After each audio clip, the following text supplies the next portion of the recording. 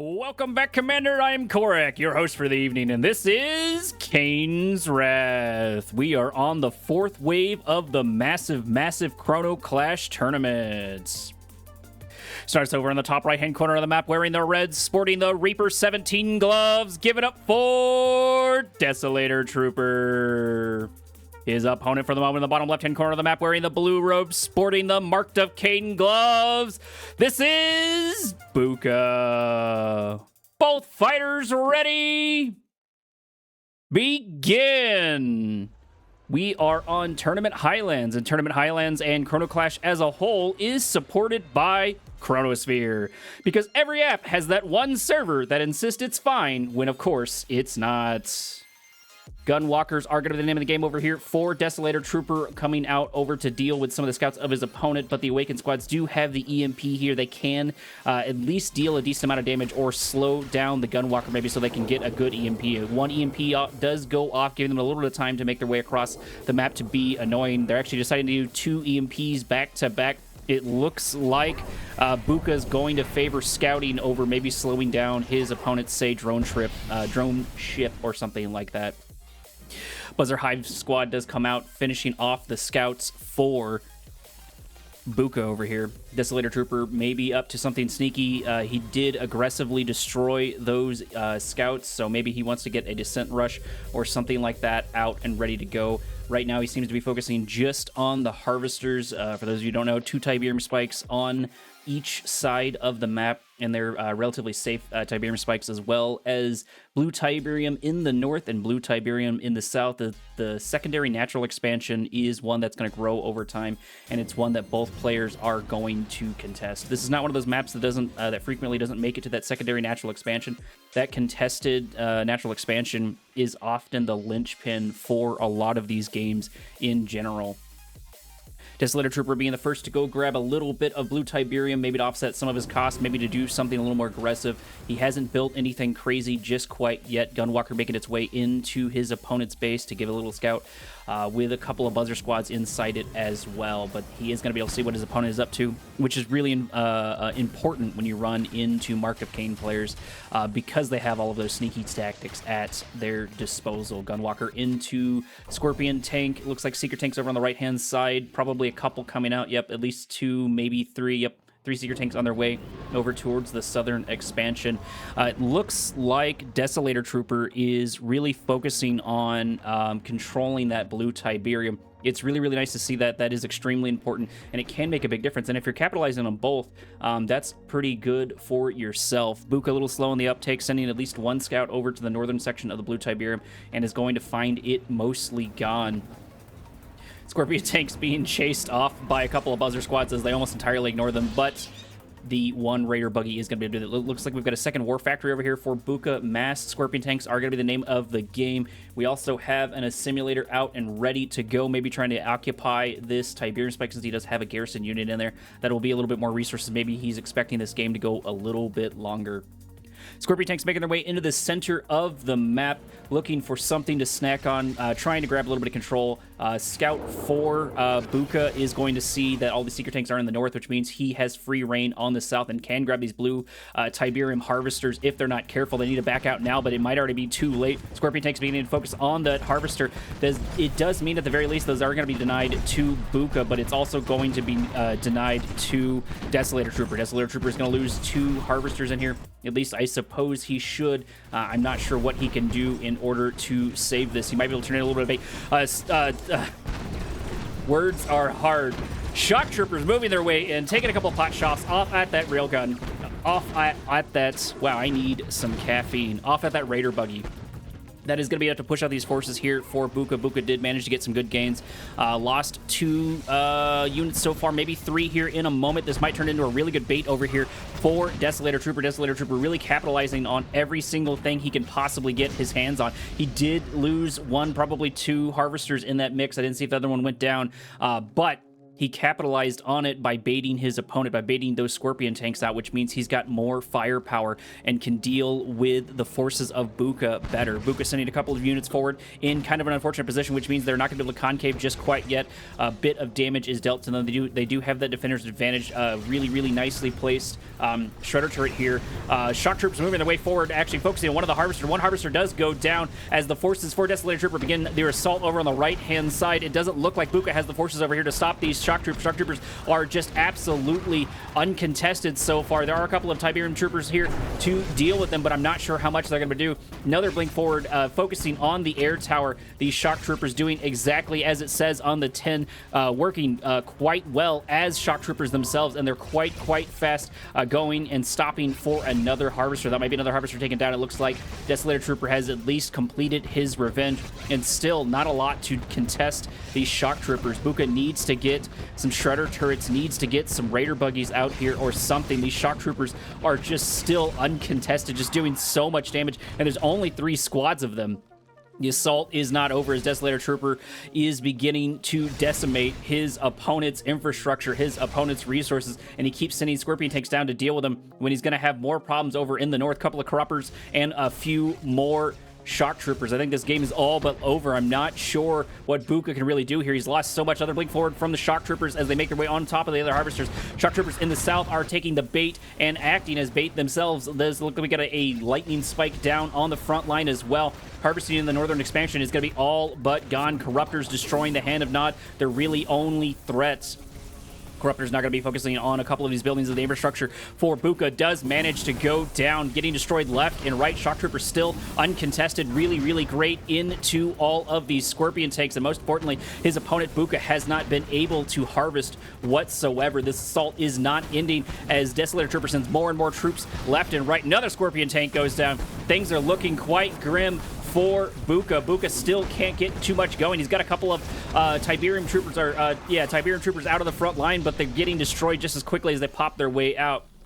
4 Corruptors do go down, but the majority of the shock troopers are still alive. And most importantly, Desolator Trooper has moved into the center of the map. He's been very great at distracting his opponent, keeping his opponent occupied with these shock troopers while he continues to gain on his side of the map, while he continues to control resources, control the blue Tiberium, and control plenty of the map. Buka's not putting up much more of a fight now. There are a couple of Tib Troopers making their way in, trying to do something, but they're having a hard time keeping up with the Shock Troopers. I think more static defenses inside your Tiberium fields might be the play here for Buka. Buka trying to go on the aggressive here, but he still doesn't have too much to deal with these Shock Troopers. There's only a single unit here, and their Scorpions are doing next to nothing to them.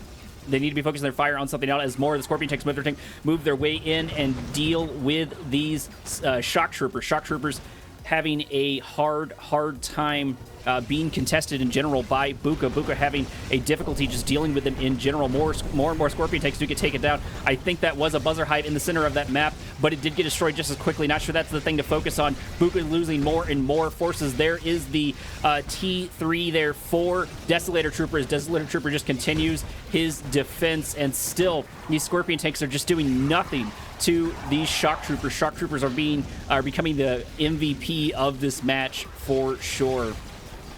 One Gunwalker is going to take out the remaining infantry forces of his opponent, but at the very least, this did give Buka some time to begin his resource gathering, at least on his section of the map. But he's got to get a lot of Shredder turrets out and a lot of other defenses. Like, start getting some Raider buggies, start getting something. These troops are only going to be able to do so much, and they're only dealing small amounts of damage. I know the Shock Troopers are good into buildings and a couple other things, but still, you got to get something else other than these. This is clearly not working, as it looks like Desolator Trooper is once again just ignoring his opponent's forces and focusing on another Harvester. Another Harvester getting taken down there, probably followed by a Scorpion tank. Blink backwards there by the Shock Troopers trying to regroup with a couple more of their units. Buka not adapting to this situation, but his opponent, Desolator Trooper, very much so is, as he's already got a couple of Gunwalkers out there to deal with really the only threat, which are those Troopers. Scorpion tanks still being produced. Not sure quite why they're not doing too much, but either way, that is going to be the name of the game for Buka, is more and more Scorpion tanks in these shock troopers, and he's going to keep losing them if he's not careful. There's a couple more tip troopers out here, but it's really all but over. I think this is Desolator's trooper game to lose. We do finally get a Shredder turret here that is going to be able to do at least a decent amount of damage to it, but it is not inside his Tiberium field where it needs to be, as another Harvester goes down. Doesn't look like Desolator Trooper is going to give his opponent any time to read. Buka has Annihilator Tripod out on his front doorstep because that T3 is working in full time. Hand of Nod going down. Scorpion tank going down. Tiberium Trooper is probably going to go down here in a moment. More and more Scorpion tanks getting destroyed, selling off of the defense tower. It looks like he's not going to be able to do too much with that whatsoever. And to add insult to injury, we've got another transition over here for Desolator Trooper. Desolator Trooper's got a Devastator Warship. One click did come down on the Annihilator Tripod, saving it. Buka finally throwing in the towel, giving the first point to Desolator Trooper. Buka's really going to need to step it up if he's going to deal with Desolator Trooper. Desolator Trooper just controlled so much of the map and was playing very much so like a pro, or at least he looked like a pro in that, controlling all of the advantages he possibly could, controlling the center of the map, controlling both sets of blue Tiberium, capturing his opponent's Tiberium spike, and keeping the shock troopers and the transition where he needs to be. Hopefully Buka fares a little bit better in round number 2. Give me one moment as we switch over. We are back on everyone's favorite map, Tournament Odyssey. Over in the top right-hand corner of the map, wearing the red, playing the Traveler 59, this is Desolator Trooper. His opponent still for the moment in the bottom left-hand corner of the map, rocking the blue, sticking with the mark of Kane. Give it up for Buka. Hopefully Buka has a better transition this time around. This is a map that's a little more standard. His opponent, Desolator Trooper, cannot capitalize on blue Tiberium like he did before. This is going to be a little more of a straight shoot. Same thing as before, 2 Tiberium spikes per player. Both players are grabbing on those rather quickly, as well as they should. And I would probably, if I was thinking of Buka and I was thinking of what his opponent might do, I might get another one out in a moment to get that defensive tower to give him a little bit of range to see what's coming. Even if he just gets that one, it means he can position his troops and control a little bit more of the map, which he needs to. Map control is going to be extremely important, especially into Desolator Trooper. A couple of Awakened squads are out here. They need to be careful of running into that Buzzer squad because they're going to have a hard time dealing with it, especially if that Buzzer squad does get close. Desolator Trooper happy to continue his scouting attempts. Got his first Gunwalker out. Gonna make its way into his opponent's base, followed shortly by this Buzzer squad. Buzzer Squad and Gunwalker are neither going to be able to do really any damage. They're going to be annoying. They're going to be pest, which is what they're doing right here. But if you notice, the HP is not going down whatsoever. Buzzer Squads are really only good into melee with infantry. Gunwalker making its way over to the center of the map. The whole purpose of both these units is just to get a little bit of scouting out over here. His opponent has not done the same, which is going to be unfortunate because he's not going to be able to see the transition that his opponent has going. While on the opposite side, Desolator Trooper is going to see if Nod's going to be up to something sneaky. Buzzer Squad is down, followed by the Gunwalker making its way in. Desolator Trooper is trying very, very hard to make sure he has that vision, and make sure that he sees what his opponent is doing, which of course is advancing to his natural expansion. No 2 War Factories just quite yet. Pretty decent EMP there by the Awakened Squad. It does get taken down for it. Scorpion Tank's probably going to kill it, but I'm not sure Desolator Trooper cares too much. It is going to be a minor cliff note in this fight because it's entirely just there for the scout. Right on cue, there is this Seeker Tank there. We saw that last time as well. Went from Buzzer Squad to Gunwalker to Seeker Tanks. If he goes Shock Troopers again, maybe his opponent will be ready for it, but I suspect, at least with the way Buka was playing, maybe he's not warmed up, maybe he wasn't quite as ready for this tournament, but he had such a hard time dealing with the transition into those Shock Troopers. And I feel like Mark of Kane has a lot of options for dealing with those units. Maybe they may not be quite as fast, but like even a handful of Raider buggies, right? If the Shock Troopers are wasting shots on the Raider buggies, it means you've got other things to deal damage to them because those units are absorbing a couple of shots. Buzzer Squad moving its way back in. Desolator Trooper just doing a fantastic job of keeping an eye on his opponent, while his opponent hasn't got nowhere near as much scouting, despite the fact that he's got Raider buggies and he can send a couple of things that way. He is going to send, it looks like, 1 Awakened Squad over to his opponent's side of the map. It looks like Not sure where we have 2, but we definitely have the 1 there, unless you can capture this. I always forget what this thing is, the expansion point. Maybe it just counts as an early build spot that you can pop your way in down. It looks like, though, Desolator Trooper is taking the advice that I was going to give to his opponent, to Buka, and grab that defensive tower. Actually, there's 3 here. I didn't notice that, but unfortunately for them, they're going to run into this Awakened Squad.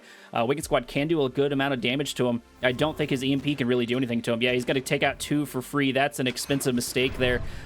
Shouldn't be enough to win him the game, but that's got to sting.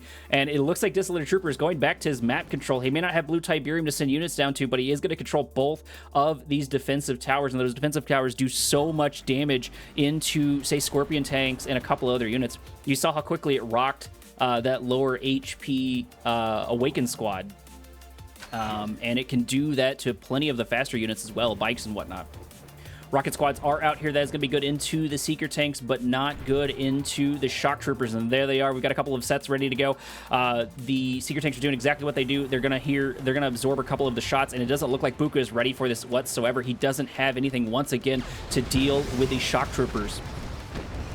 Not sure what that was, small little effect over there, but I think a good chunk of these units are going to go down. It does look like they're going to focus on their primary threat, which is going to be the Hand of Nod. Hand of Nod does go down in the background. We do have an Operations Center and a Operations Center. Scorpion tank going down left and right. Decoy army that could help pad out the stats whatsoever, but that they need to move their forces back just a little bit, including their harvesters, because these Shock Troopers do not care. The Shock Troopers are beginning to focus on full harvester after full harvester. As a second harvester does go down, Shock Troopers still have absolutely no answer as a lightning spike does pop its way down inside of Buka's base. Buka is in trouble once again from just a handful of Shock Troopers. He was able to get the Seeker tanks, and more come in, more blink their way in. Buka still has no answer. He does have a couple of Tip Troopers, but there's only going to be able to do so much into these fast-moving Shock Troopers. Buka is in danger once again, right on cue. It looks like this is very practiced. Desolator Trooper has got his Corruptors out and ready to go to deal with his opponent.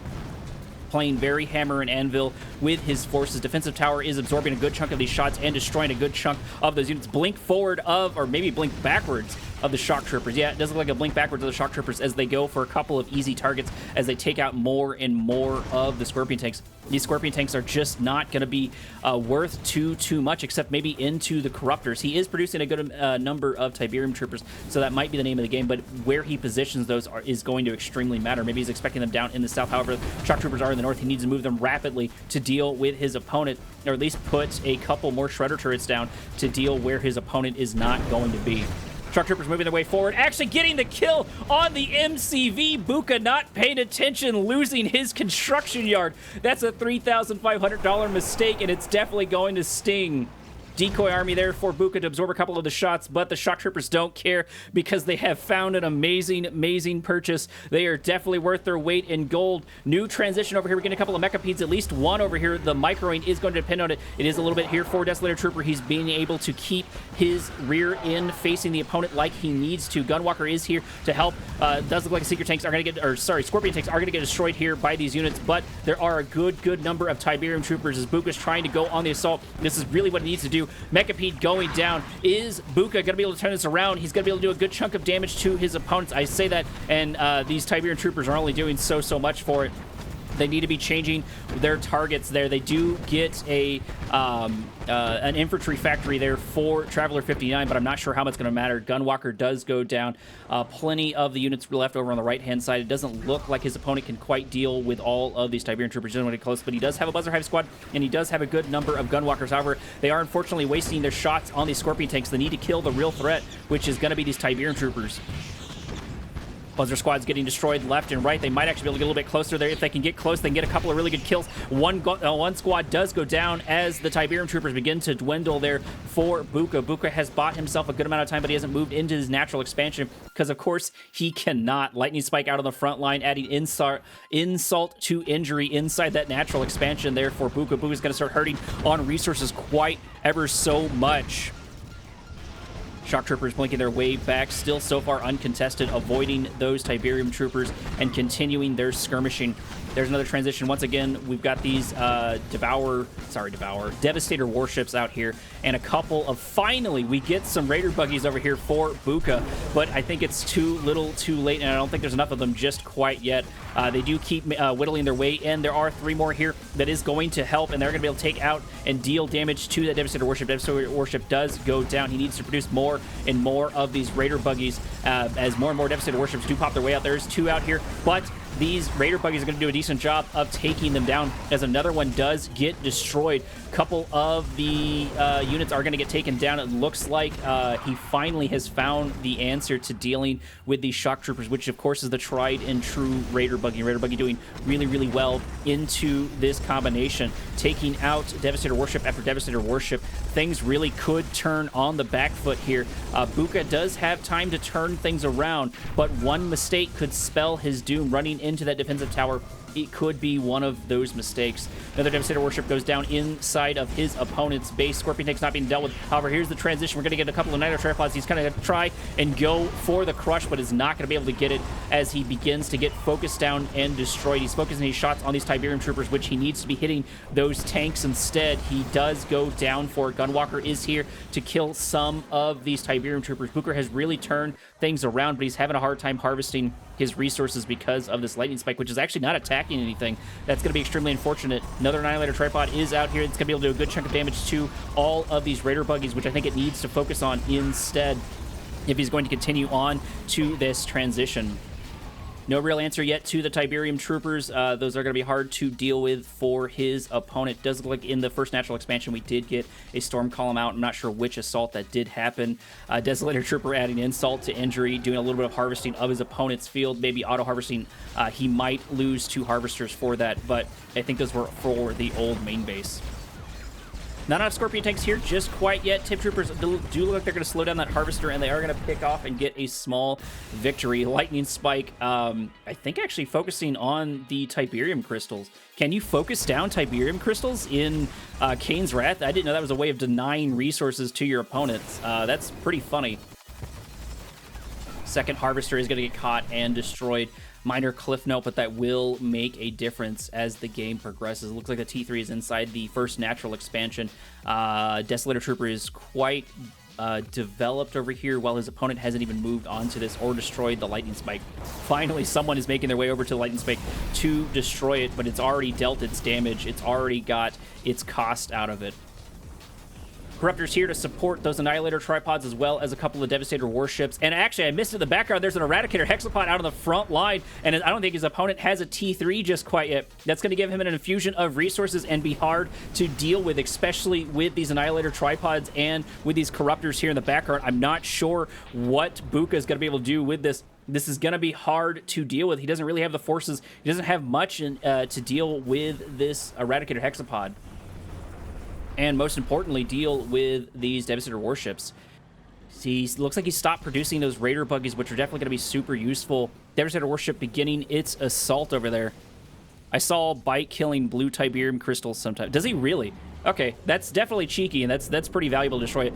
Pretty decent EMP over here, hitting a good chunk of these units. Corruptors are now exposed. They need to be focusing on those Corruptors. Another massive EMP there by Buka. Buka has time to turn this around, has time to do all of this damage. Those Corruptors need to go down first. Another EMP pops its way down, hitting the lion's share there of Desolator Trooper. Desolator Trooper grouping his forces just a little bit too much and is now being dealt a good number of damage. He needs to focus on those tripods first and then make his way to those Eradicator Hexapod. He's not focusing fire like he needs to, but one tripod looks like it might go down. However, that Eradicator Hexapod is going to give a good amount of resources to his opponent. Buka throws in the towel, just not able to deal with the onslaught of Desolator Trooper.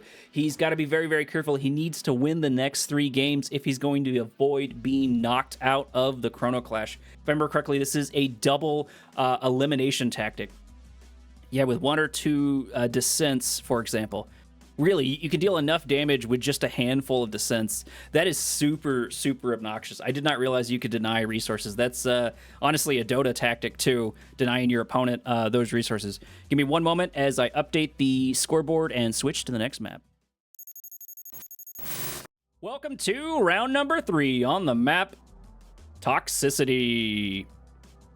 Starts off over in the left-hand corner of the map. This is Desolator Trooper, and he's playing the red. I'm sorry, he's playing the Traveler 59 in the red. His opponent still for the moment on the top right-hand corner of the map, sticking with the blue, but switching to Zocob. This is Buka.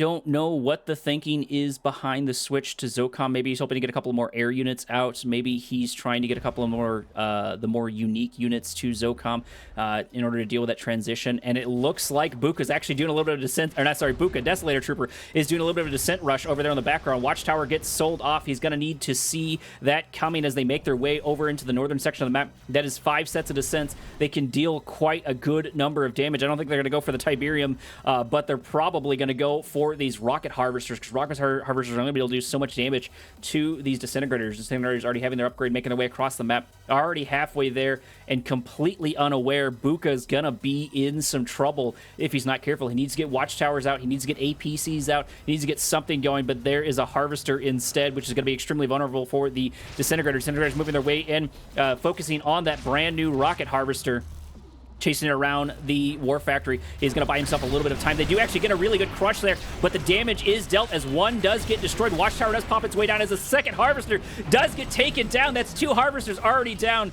Third one here in the refinery, but at the very least, Buka did a good job of putting it in low power mode right before it went up in order to stop that harvester from coming out. Disintegrators did get taken out, but they definitely made it worth it. They were able to destroy 2 harvesters of their opponent, 2 harvesters of Buka, which is going to delay him quite significantly. Desolator Trooper is a little bit in the red, though, from that assault and a bunch of his upgrades, but I think he's definitely made up for it with that assault over there. Disintegrators going down in the south. Looks like Buka doing a little bit better job of scouting. I think he would benefit very much so from more and more scouting. I think that would be my primary thing for him to focus on. It does look like that could save him a lot of pain. These things are easy to say, but I think it is good to keep a note and to point these things out as they come. I don't know if he sat down and watched some of these replays in order to make himself better in the tournament, but that would be really beneficial to him. First natural expansion, it looks like both the drone ship and the MCV have made their way down to that first natural expansion. Nobody's begun to develop it just quite yet, especially not on Buka's end. Buka's going to have a more difficult time on the economy front, and it looks like he's quite up on the just pure resources gathered. It looks like it's 13k to almost 10k, so that's a 3k lead on his opponent. Just 2 harvesters being down for that long make a 3k difference, which is pretty damn close to a MCV. Does look like Buka has been able to focus here and get a couple more harvesters out, get those resources going. His opponent still hasn't developed his natural expansion just quite yet. There is the first refinery out with Buka just a little bit behind. He still has time, like I said, to turn this around, but he really, really needs to get the scouting off on his opponent. He needs to see these transitions before they come, so he has time to respond to them. A couple of gunwalkers over here. It looks like 3 of them probably making their way in, maybe trying to kill a couple of these rifleman squads, maybe so some descents or something can move their way in, or maybe just trying to get a little bit of scouting there. Desolator Trooper's been doing a fantastic job of scouting his opponent. Speaking of, there are a couple of scouts making their way in over there. Actually, he might be in a little bit of trouble as the engineer grabs the building and does look like Desolator Trooper was able to sell, or sorry, Buka was able to sell it off, but Desolator Trooper trying to be extremely cheeky there, getting that unit, or getting that building, or trying to get that building. At the very least, that is going to delay the upgrades there for the Zocom player. He could complete the challenge for $20 building a war factory from a captured MCV. Oh, right, I forgot about the challenges for the Chrono Clash. That would be definitely nice to see, and I don't think we've seen it so far, at least not in any of my casts just quite yet. Mine drops hopping their way down, sort of doubling down there. That is going to be useful. It would have been nice maybe to see that a little bit sooner. These APCs are a little late, and gunwalkers are going to be harder for them to deal with unless they get a couple of rocket squads in them, which would be a little bit of transition. Buka may be in a little bit of trouble, though, if he's not careful there. MCV can take a good amount of damage here from the gunwalkers, but it looks like Desolator Trooper doesn't know what's going on. Maybe he can't quite see over there. Maybe he's worried about the assault. Either way, I think he's lost his sort of golden opportunity. Lightning Spike stopping the expansion of the construction yard. Construction yard does pop its way down. Does look like we get a little body block here for the barracks. Lightning Spike on the front line, but still no answer. Actually, looks like Desolator Trooper being cheeky, going for his opponent's MCV. Might actually be able to capture it here in a moment, and he does take it. He does steal it. Hopefully he's going to build that war factory in order to save himself some time, but I think his opponent's going to throw in the towel entirely. There it is. There's the fire cell of everything there on the front line. His opponent wasn't able to get out that bonus. Super, super cheeky tactics there for Desolator Trooper. So if you didn't know, there are challenges where you can win additional cash inside of the Chrono Clash, which is what Noav is talking about. That $20 if you capture a war factory and build an MCV with that war factory is one of those challenges. I'm not sure how many there are. I've been kind of overwhelmed with the tournament overall, so I haven't had time to dive deep into that, especially getting this new interface set up, which hopefully is working quite well for you guys. Give me one moment as we switch on to the next match. Starting us off, we're in the top left-hand corner of the map, wearing the red, playing the Traveler 59. This is Desolator Trooper. His opponent for the moment on the bottom right, over on the right-hand side of the map, wearing the blue robe, sporting the nod gloves. This is Bike Rush owns. Bike Rush into Desolator Trooper. Desolator Trooper did a fantastic job into Buka. Is he going to be able to keep that up into a high-caliber player like Bike Rush owns? Hopefully, he can make an entertaining match here. I think Desolator Trooper is a bit of the underdog here. Bike Rush starting off pretty strong with a couple of his units, and actually already having a couple of Shadow Teams out, ready to go. I think I've only seen one other person get a couple of Shadow Teams out. Looks like he's got 3 in total going for the throat, going for the power plant. Is going to make his way and do nothing so far? Looks like he wasn't paying attention, but he is going to get the kill on the power plant early on. Desolator Trooper has definitely gone on the defensive now, having to deal with these Shadow Teams.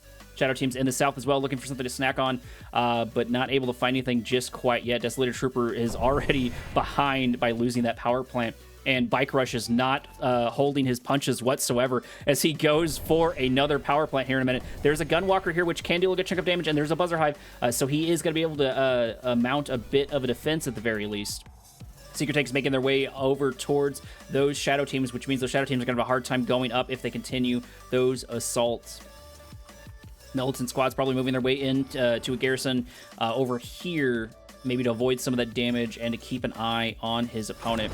Bike Rush starting off a little bit infrastructure heavy over here. Shadow Team taking a couple of really good shots off on the Tiberium Spike, forcing Buka to spend even more cash on replenishing his infrastructure. Bike Rush not letting up the assault, splitting up his Shadow Teams, one going to one side and one going for that Tiberium Spike once again. I'm not sure how long that cooldown does take, but if Desolator Trooper is not careful, he might lose another power plant here in a moment. Bike Rush just using minimal forces here to keep Desolator Trooper on his back foot. He needs to get a couple of maybe more Buzzer Highs, maybe a couple of Gunwalkers here to deal with these units because they can shoot up for those Shadow Teams. Seeker Tank is going to be able to spot those, I believe, but it doesn't matter because Bike Rush is using them as bait as he kills another single one. Scoreboard? Oh, yeah, give me 1 second.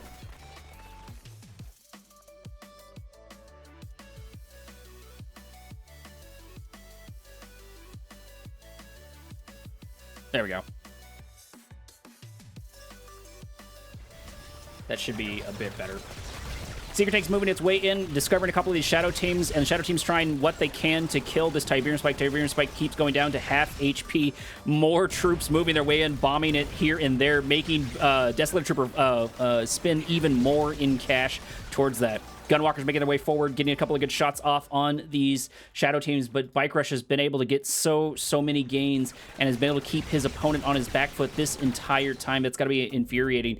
Does look like he's finally able to move over there to the south. Shadow Team's finally getting targeted and finally getting destroyed by the Gunwalkers and the Seeker Tanks there.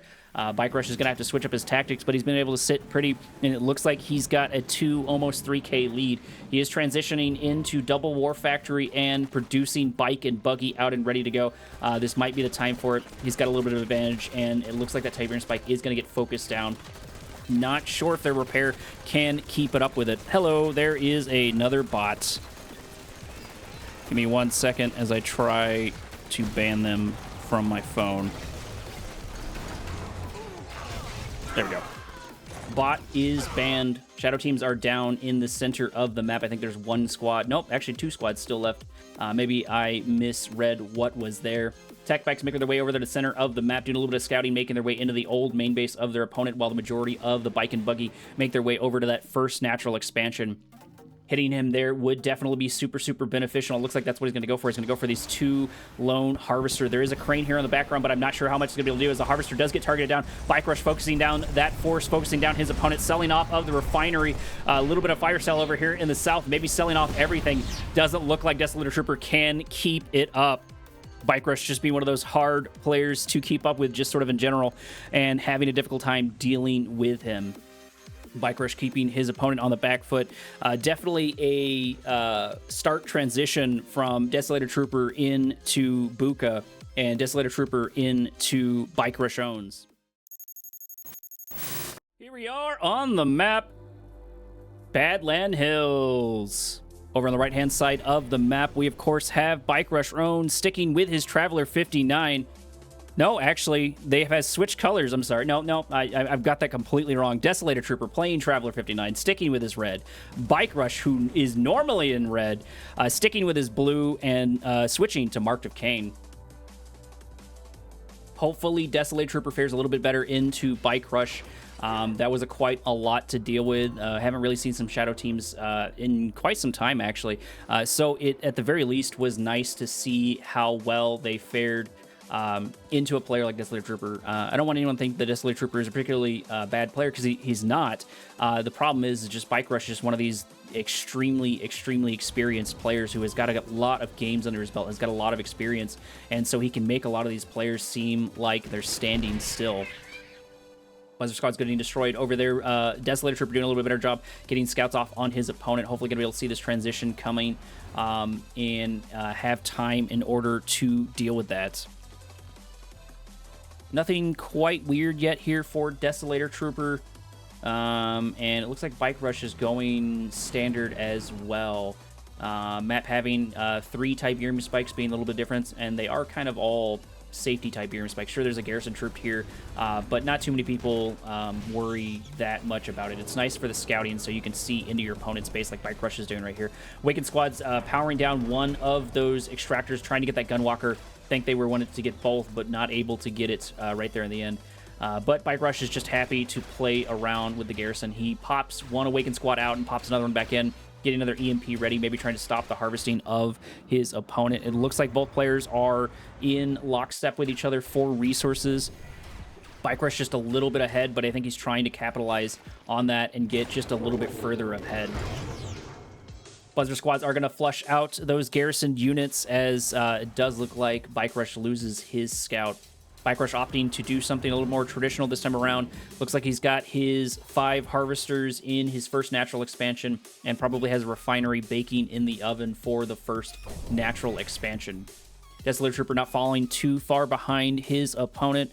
Looks like still he's been pretty close in lockstep, but Bike Rush can take that 1K lead and make a bit of a difference on his opponent. Bike Rush producing his first Raider Buggy. Do a little bit of scouting, looking at the center of the map. Desolator Trooper controlling the blue Tiberium. He does have time to grab it. Maybe he's worried about what Bike Rush has on the horizon. Probably getting a second War Factory here in a minute, I would suspect, unless Bike Rush is just happy to pump out these Raider Buggies left and right.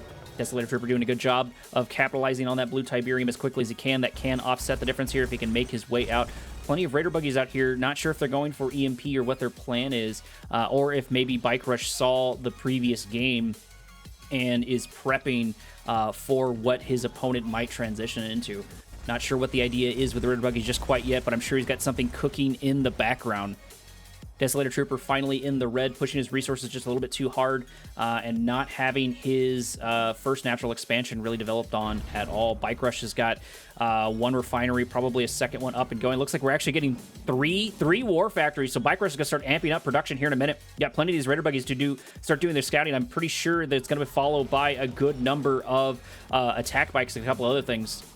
Few Seeker Tanks over here for Desolator Trooper, as well as a couple of Disintegrators, but the Raider Buggies are going to be really, really good into those Disintegrators, especially if he micros them correctly.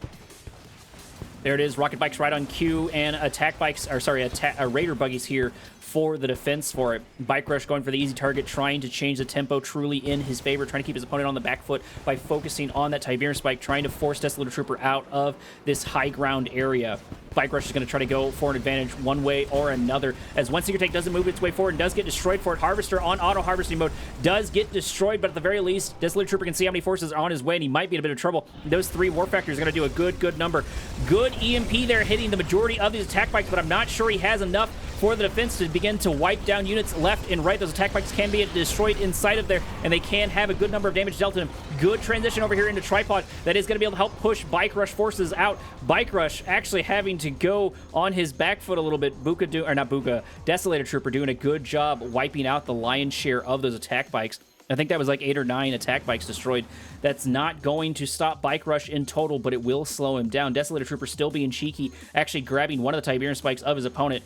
Bike Rush trying to move a Raider Buggy in. He might be able to get it in time. It's still really anyone's race, but it does get taken down there.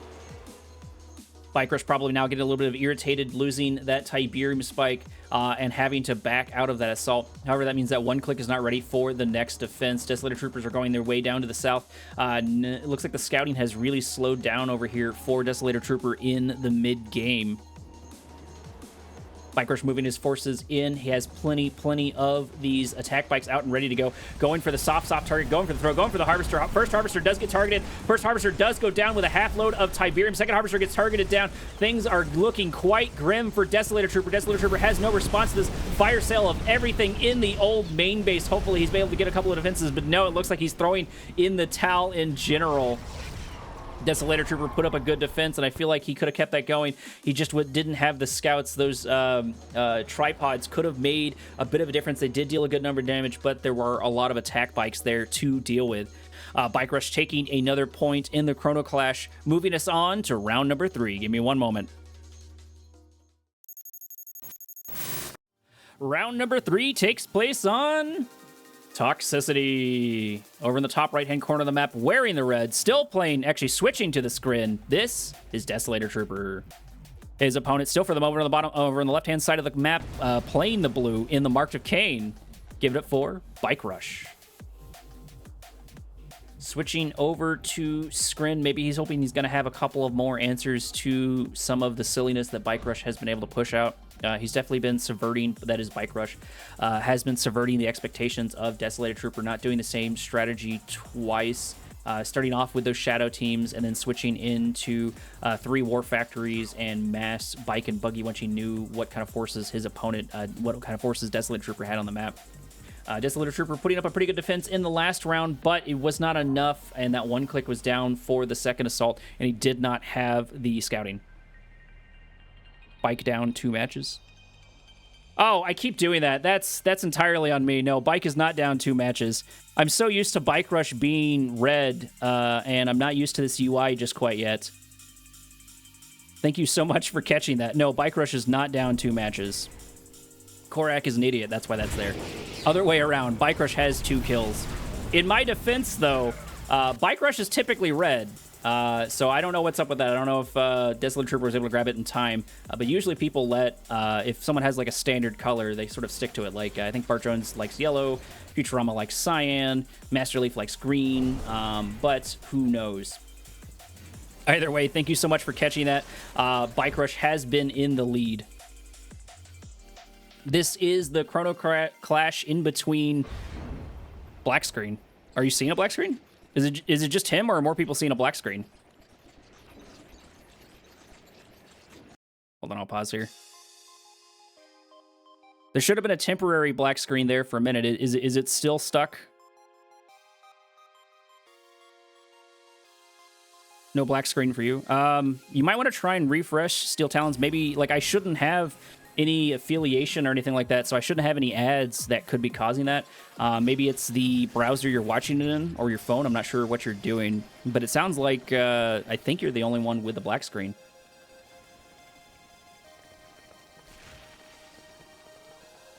Desolator Trooper producing a couple of Gunwalkers, prepping for the defense. That is definitely going to be good for him. Those Gunwalkers are good and easy to keep out.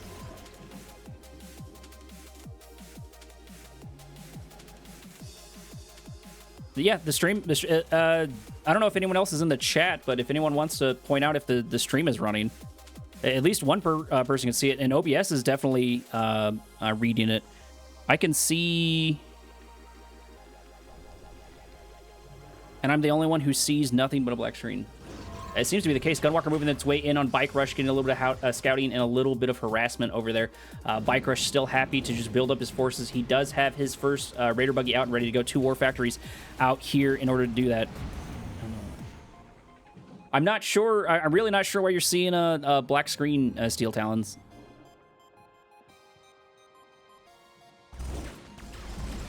Gunwalker continuing its scouting, continuing its harassment. Bike Rush not really having an answer just quite yet. Desolator Trooper just being a bit of a pest. Desolator Trooper actually trying something a little bit different, moving his drone ship, maybe trying to do a bit of a base rush onto Bike Rush. If he's got the resources for it, that could work out quite handily for him. But in the background, if you notice, his economy is purely in the red. Let me know if it clears up for you, Steel Talons. Does look like a couple of Storm Raiders are going to make their way over into Bike Rush's base, but Bike Rush is plenty prepared for it. He's got a couple of attack bikes, a couple of units out ready to go, as a majority of his units are going to start taking damage for them and getting hurt left and right. Looks like that's going to be the only real transition for Desolator Trooper, which is going to be unfortunate. If he had seen all of those attack bikes and everything ready to go, he would know that is a bad transition. Bike Rush producing a good, healthy number of these rocket squads, not wanting to deal with these air units over here from Skrin. Storm Riders gonna run into at least one SAM turret as they continue to take damage left and right. There's plenty of them here, and not one of them has gone down yet. They have finally been taken down there. They have finally been destroyed there by the forces of Bike Rush. Bike Rush has the perfect transition and is already prepared for this. Desolator Trooper is going to be a little bit of danger here. He's really diving into these air units, but Bike Rush is really, really set up for it. Attack bikes are going to go down left and right, so maybe Desolator Trooper knows something that I do not, as he focuses on more and more of the forces. Thank you so much for joining the chat, everyone. Let me know if you see a black screen or anything like that. It looks like one of my viewers is having a hard time witnessing the stream. Last little bit of Storm Riders going down there for Desolator Trooper as he loses units left and right. Bike Rush moving in on the drone ship. Drone ship is completely undefended. Doesn't look like putting his eggs in that basket are going to work out there for Desolator Trooper. I'm not sure what he's going to be able to do. I think we're going to see a little bit of fire cell here in a minute. At the very least, he sold his drone ship and his units there in the north. He hasn't expanded to his natural expansion whatsoever. There it is. He's thrown in the towel, giving Bike Rush a 3-0 lead. Sorry so much for the people watching in the background. I did actually give Desolator Trooper a 2-0 lead earlier, but that's because I thought Bike Rush was going to be red because he's typically red. Either way, that's it for match number 2. Give me a moment as I move on to match 3.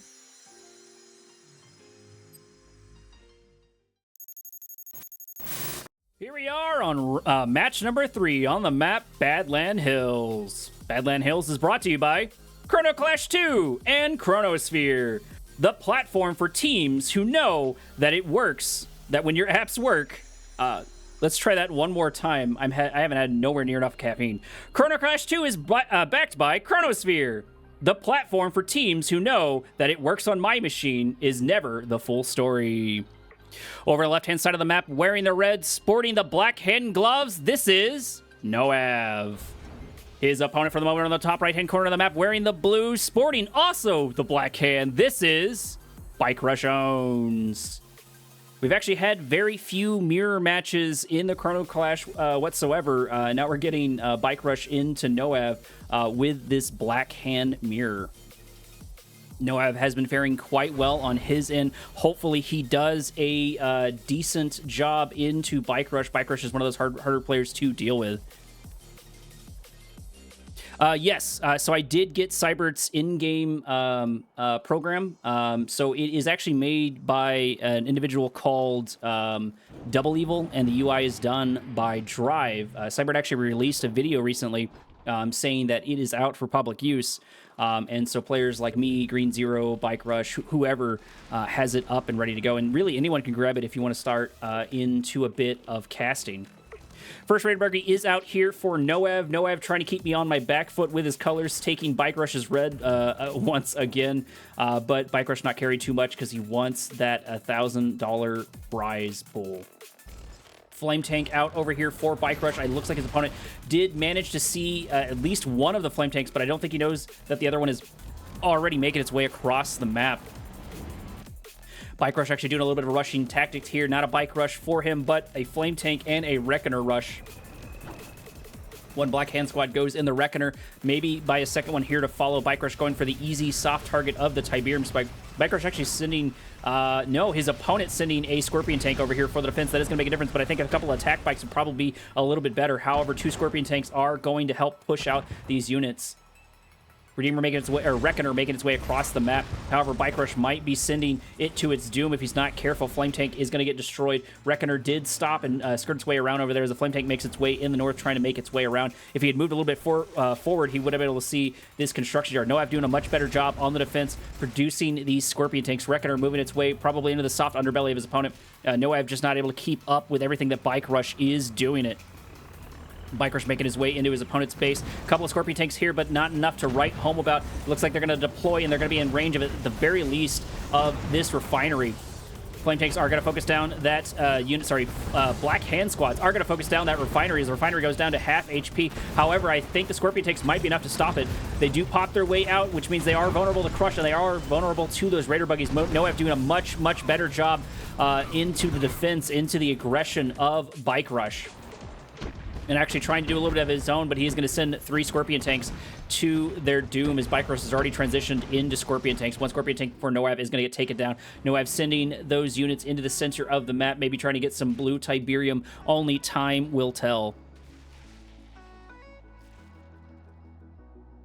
I don't use either. I'm using a program called lossless scaling, if that's what you're talking about.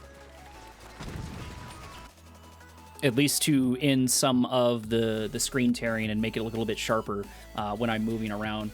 Healthy number of Scorpion Tanks over here moving their way into the center of the map. They do outnumber Noav for the current moment. Noav may be spotting another Reckoner rush. It looks like it's going to be Fanatics. I don't see that too often whatsoever. So Fanatics inside that Reckoner, as Bike Rush hasn't really sold off his operations center, maybe produced one there in the background. Scorpion Tanks acting as scouts there, here to absorb some of the shots over here for Noav. Because it's getting blurry when I move. Is it? I'll have to look into that later. Harvester getting focused down, but I'm not sure they're the main target. Reckoner is going to get deployed. 1 set of Fanatics are going to pop their way out, but it looks like they cannot choose which target they want. A little bit of indecision there for Bike Rush. Bike Rush actually continues to send more and more forces into the meat grinder that is Noav. Noav doing a fantastic job. He does have defender's advantage. He is sitting over here by the War Factory. He's doing all the right things. The only thing I would like to see him do is produce a couple of rocket squads here for the defense. I'll definitely have to look into that afterwards. I didn't even know lossless scaling was a thing until Bike Rush pointed it out, and apparently it's the one Cybert uses. So I can see if I can fix that up. It could also be my bitrate. I'm pretty new to Twitch as a whole, so maybe the recording's not like that, and maybe just the chat itself. Bike Rush continuing his assault over on the northern section of the map, focusing on those Hand of Nods, which are going to be a little bit of his trouble to deal with. He wants to protect those Black Hand Squad. Black Hand Squad's destroying the Hand of Nod. Looks like Hand of Nod almost got the crush on one of the units. They are trying to get the crush on the Black Hand, but it doesn't matter as these forces continue their assault, continue their aggression over here as they begin to take down unit after unit. Black Hand Squad finally going down there, finally getting destroyed. Only a couple of them left over here. The majority of the Scorpion Tanks over here for Bike Rush. Bike Rush does not get pushed back too often. He is getting a couple of good shots off on his retreat, but Noav's just done a fantastic job into Bike Rush. Or maybe not enough bitrate. 6,000 is best. Yeah, I can definitely look into that. I think when this game ends Bike Rush actually throwing in the towel. Not sure resource-wise. I didn't catch if Noav was up on resources or what that was, but Bike Rush not confident, actually, which means that Noav, I think, is so far one of the first people to get a point on Bike Rush. Can he keep it up? That was a great defense there by Noav. You really don't get to see that into Bike Rush too much, but Noav not holding his punches. Noav going blow for blow, tying up the score to 1-1. Sorry for the delay. Round number 2 takes place on Toxicity. Over in the top right-hand corner of the map, rocking the red, playing the Black Hand. This is Noav. His opponent still for the moment on the left-hand side of the map, playing the blue, also playing the Black Hand. This is Bike Rush owns. Getting to see more and more Black Hand, more and more back and forward between these players. Bike Rush maybe not playing quite the way he wanted to, maybe not able to get what he needed off on his opponent, and Noav's defense just being quite strong. isn't the bitrate limited so that streaming in high res is useless when you cannot increase the bitrate? I'm not really sure. I haven't done my research on Twitch, and I think this is only like my 5th stream in general. I'm just happy I got some of the alerts working and got some of the stuff to pop up actually on stream. So if it's not too terrible, I think I'm just going to ask y'all to deal with it, the low bit rate for the moment, at least until I can set things up. I will be doing a stream on Sunday, at least is the plan, and unless I get sick. My health isn't the best, so sometimes I cannot keep up with commitments. But my goal is to shoot another series of rounds on Sunday. And I'm going to try to take the notes from the chat here, because I can go back and read through the notes and look at that and do a little bit of playing, maybe try to clear things up a little bit, maybe look on my phone at the same time to see if those bit rates have cleared up. Bike Rush already starting off strong, got a couple of, looks like attack bikes here for his War Factory, probably going to do 3 attack bikes and maybe a... Raider buggy. One Raider buggy is going to get caught in an unfortunate position as attack bike goes after attack bike. Desolator Trooper following in Noev following in lockstep with his opponent. However, his micro is not here. He wasted a couple of his volleys on his opponent's Raider buggy as Bike Rush moves more and more bikes across the northern sector of the map, moving into the lower section of Noev's old main base. This isn't enough bikes to do too much damage just quite yet, but it will add up over time. Raider buggy focusing on the more important target, which is going to be these units right here. Attack bikes are going to take a couple of shots here and there and going to have to be pushed out. Looks like both players have developed or started to develop their natural expansion. Bike Rush a little bit ahead of his opponent. Another War Factory out. Probably going to see mass attack bike here in a moment, and Raider buggies that did work. That almost worked well for him last time, but his opponents following lockstep, Noev doing a good job on that transition. Noev's defense being quite powerful, and he's still getting scouts off on his opponent. Does have to back his Raider buggies up because he might be in a bit of a danger here as 3 of them do get targeted down. One attack bike does take a bit of damage going down to about half HP, but I think the majority of these units, attack bikes 4, Noev are going to move their way in, start focusing on the attack bikes of Bike Rush, but Bike Rush's micro is far superior as he's got better focus fire, but if he's not careful, the numbers might outnumber him. Noev truly going in lockstep with his opponent. I know I've said that a bunch of times, but it's not every day that you see someone matching Bike Rush like this, and Noev's just doing a fantastic job of doing that. Shredder turrets out on the front line, and Bike Rush is actually on the defense over here, trying to take up some of that defender's advantage, losing attack bike, taking out attack bike. I think this is Bike Rush's victory here, at least in this small battle, but it doesn't look like Noev's going to give his opponent a break. That could spell his doom if he's not careful, though, because he's going to lose more and more resources while Bike Rush continues his repair, continues his building up his forces while Noev has a harder time doing it. It looks like we do have 2 War Factories over here. That it was how Noev was able to keep up with Bike Rush because he has the same build power, but he might be on his back foot here in a minute. Scorpion Tank are going to be good transition, and Noev definitely anticipating this assault. Attack bike going down, only leaving 2 of these remaining. Bike Rush sneaking around over to the northern sector of the map, trying to find something to poke on. He only has a couple of attack bikes here, and it looks like the defender's advantage is in full effect as Noev has plenty of reinforcements and is able to group his forces, and he's got a couple of Scorpion Tanks. One attack bike is going to take it down, but it is traded for another attack bike. Scorpion Tank moving its way in and needs to focus on those attack bikes. Raider buggies are going to be a problem later on, but attack bikes are definitely going to be worse to deal with. 2 Scorpion Tanks are going to get taken down there by Noev. Noev may not have the defenses, may not have the forces. He is producing more and more units left and right. Operations Center out over here on the front line. I guess I'm not allowed to hydrate as another Scorpion Tank pops its way out. Black Hand Squad's trying to get a couple of good shots off on these Raider buggies, but they are going to get focused down as Bike is just producing so many attack bikes. Attack bikes have now begun to ignore the forces of Noev and go for the throat, go for the Harvester. That is going to tip the scales in his advantage, and he has got plenty to destroy Harvesters left and right as the second Harvester does go down, destroyed by these attack bikes of Bike Rush. Bike Rush very much so living up to his name, showing that he is truly here for his namesake, that his namesake doesn't mean nothing. It wasn't just something silly, that he is definitely proficient in that, especially in Nod. A couple of rocket squads are here. Would have been nice to see those a little bit sooner, but there were a good number of Raider buggies there to deal with. Let's see if I can sneak in a little bit of hydration. Give me one moment.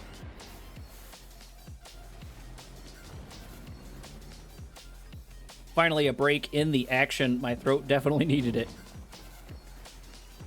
plenty of Scorpion tanks here for the defense. Bike Rush looks like he's going to transition into Scorpion tanks as well. I think he's a little bit ahead on the economy as well. Looks like he's just about 1k ahead, which is about where he was last time. That can make a difference.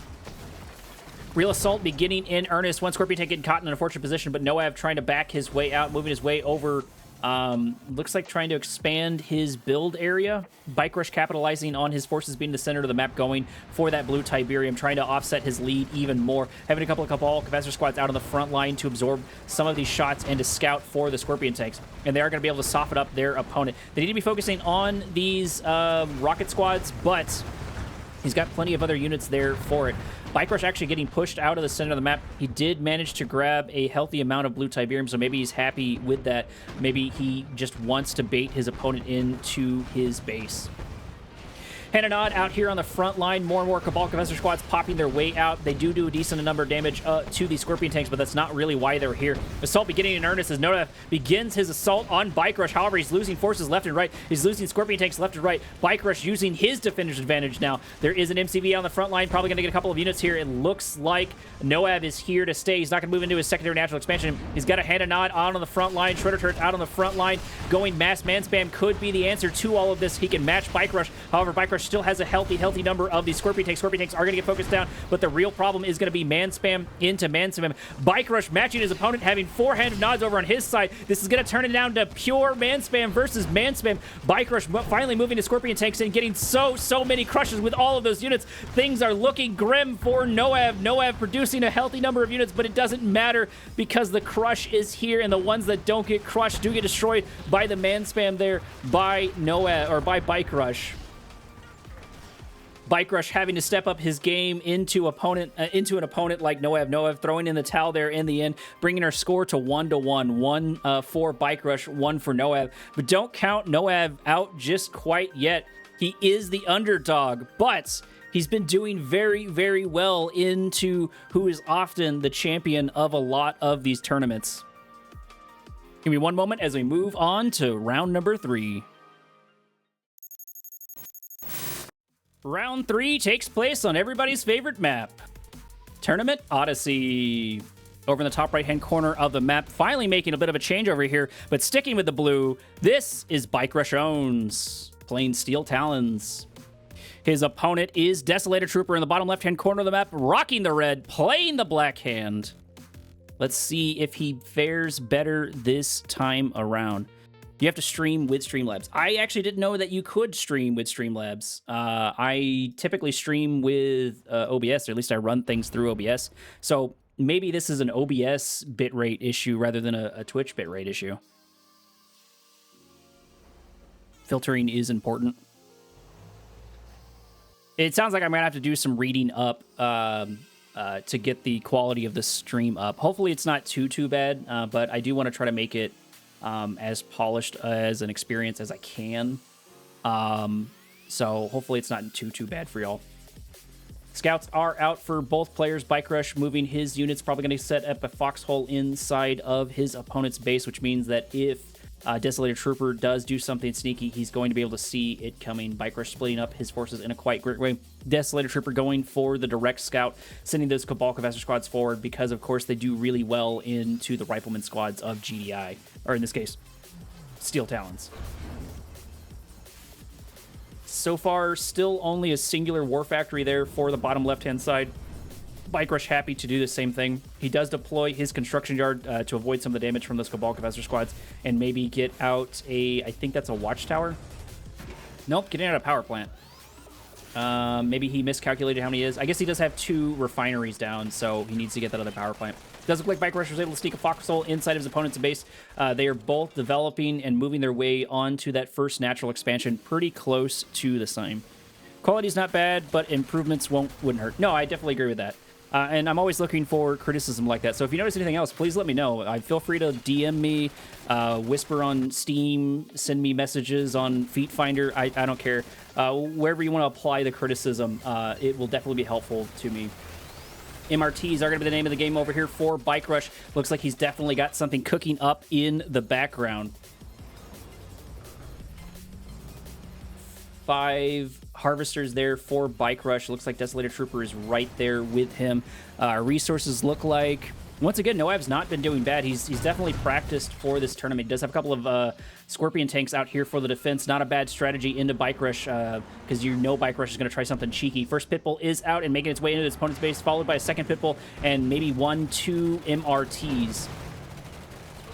MRTs are going to be hard to deal with. Scorpion tanks are going to be the answer to that solution, but they need a little bit more on the number front. Noav still, once again, having a really, really good defense, even into a player like Bike Rush. Actually having pretty good microing there, too, not falling for the mine drop of Bike Rush. Last foxhole going down inside of Noav's base. 2 refineries out for Bike Rush, which means he's just a little bit ahead of his opponent, a little bit ahead of Noav.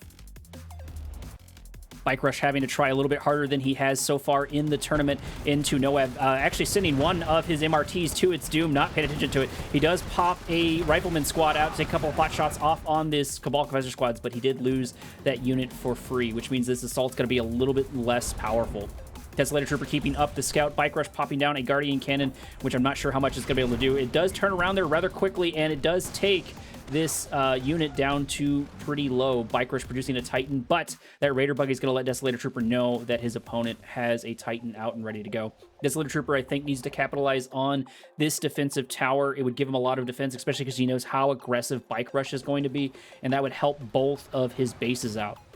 Speaking of aggression, Bike Rush is already moving his way in to the center of the map, probably going for the old main base there, sending a couple of Titans, and his forces aren't grouped just quite yet. So if Desolator Trooper can catch them, he can catch Bike Rush off unawares. Bike Rush playing it safe, backing up his units, maybe seeing a couple of Noav's units coming forward, so he does decide to group them. He does decide to gather them up where he can. At least a singular rocket squad. Maybe that was part of one of the MRTs. Not sure quite yet. Bike Rush doing a little bit of an Orca Strike, getting a scouting off on Noav. He's going to see a good chunk of the Scorpion tanks. Scorpion tanks moving their way over. Maybe able to catch another MRT. That would be great for them to catch that right there. These little whittling down attacks can make a bit of difference. Pitbull moving its way in, Pitbull moving its way out of the out of life just in general. Another MRT going down. Noav doing a very good job of just picking on the forces of Bike Rush, just whittling down those forces, not being baited into an assault like Bike Rush has been able to get a couple other people. Another Pitbull is going to go down. However, his opponent needs to do a pretty massive transition here pretty quickly, as in Noav needs to do a transition here pretty quickly, because the thing with Steel Talons is the longer you give them, the more and more they begin to snowball. Speaking of, they do have Hammerheads with AP ammos out and ready to go. A couple of Wolverines here to join the fray. Probably going to see a bunch of more Titans here, which would be the answer into all of these Scorpion tanks, especially if they can get that Railgun upgrade. Sam Turret is out here for the defense. It looks like Noav was expecting that. Noav was ready for it. Is going to take down one of those Hammerheads and deal a couple more pot shots to the other ones. They're about half HP so far. Noav needs to move his forces around there for the defense. It looks like he was trying to prep for that. Actually, looks like Noav threw in the towel. I'm not sure if Bike Rush was able to sneak something in there over in the background, or if my game just crashed in general. I don't know what that was. I don't have the screen that shows who won. I'm not sure what Bike Rush was able to do. Maybe it was over in the bottom right-hand corner. I did see on the mini-map that there was a blue structure there, so maybe Bike Rush was able to either set something up or do something. Either way, I believe that is Bike Rush's point. I am going to check over here in the background and make sure that that game was supposed to be 6 minutes. That should tell me if the game crashed early. Yep, no, 6 minutes and 1 second. So it looks like, I'm sorry, it looks like I missed it. Bike Rush is able to do something over there in the background. If it does help, I do believe Bike Rush does stream all of his games for the Chrono Clash, and I'm pretty sure for the IES as well. So you can probably see on his perspective maybe what I missed there.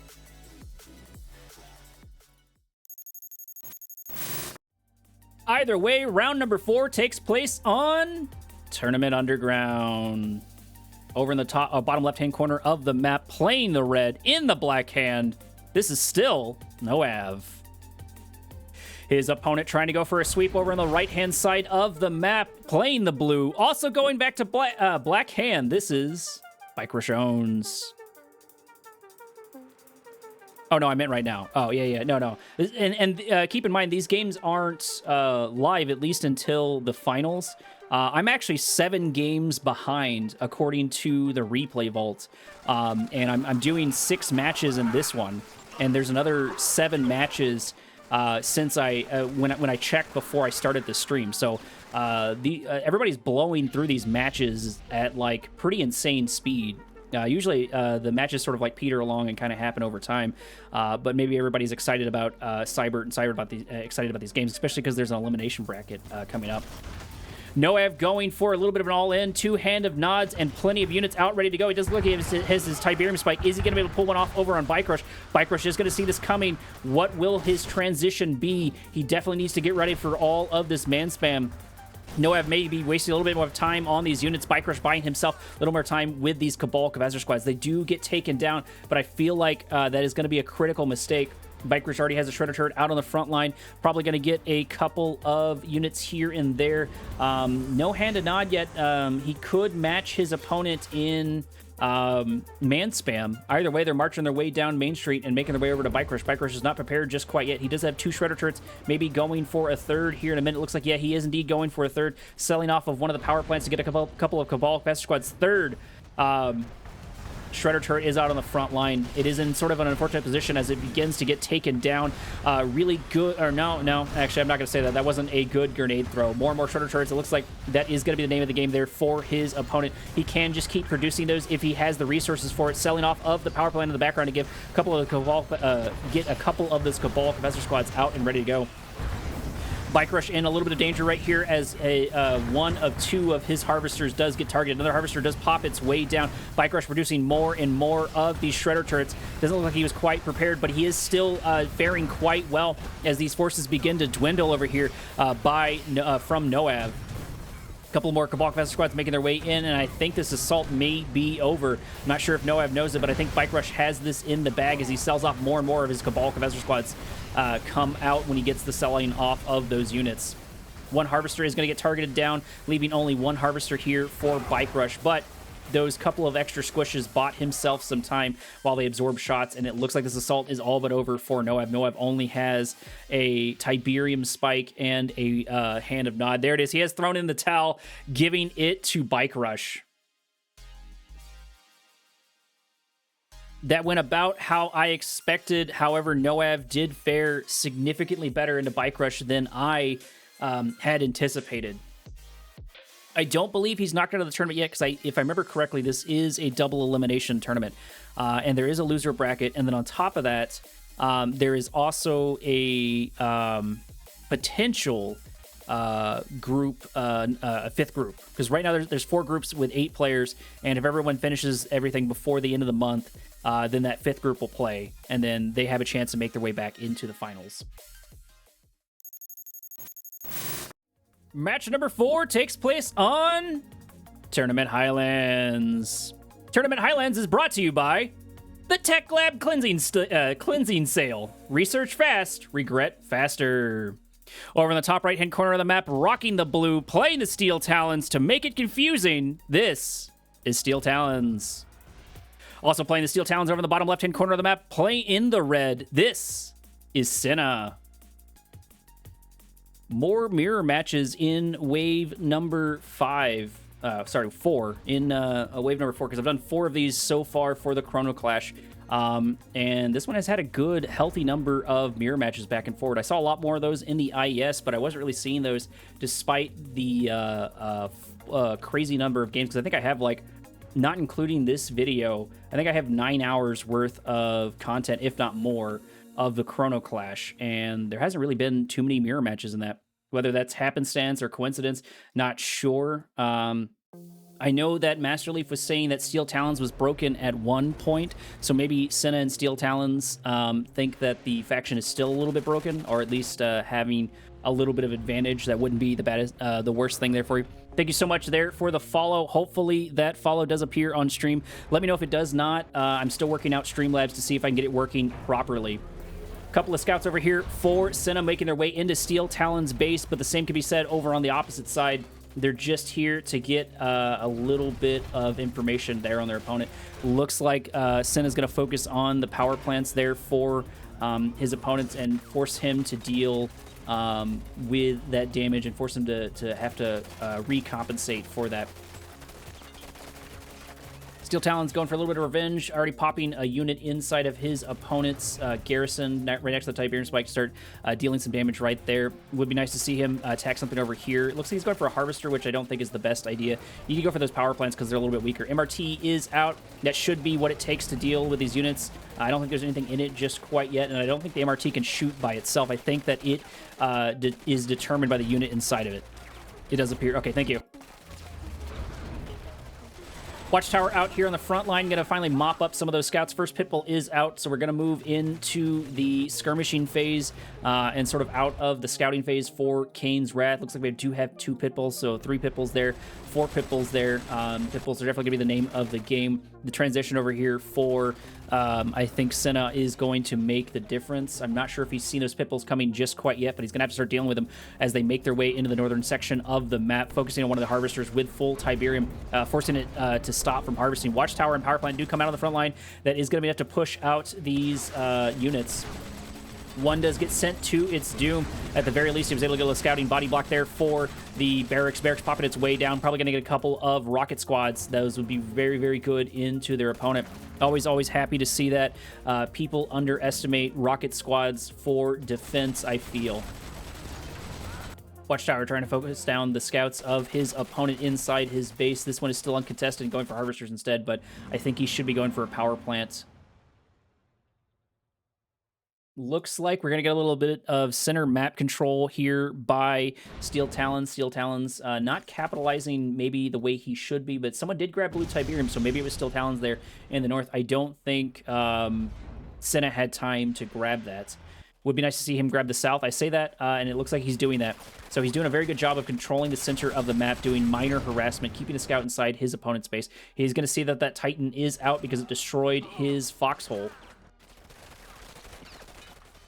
I really don't know how this is supposed to break down because I don't see a crazy amount of games from Senna, so I don't have him down in my noggin just quite yet of where he racks and stacks.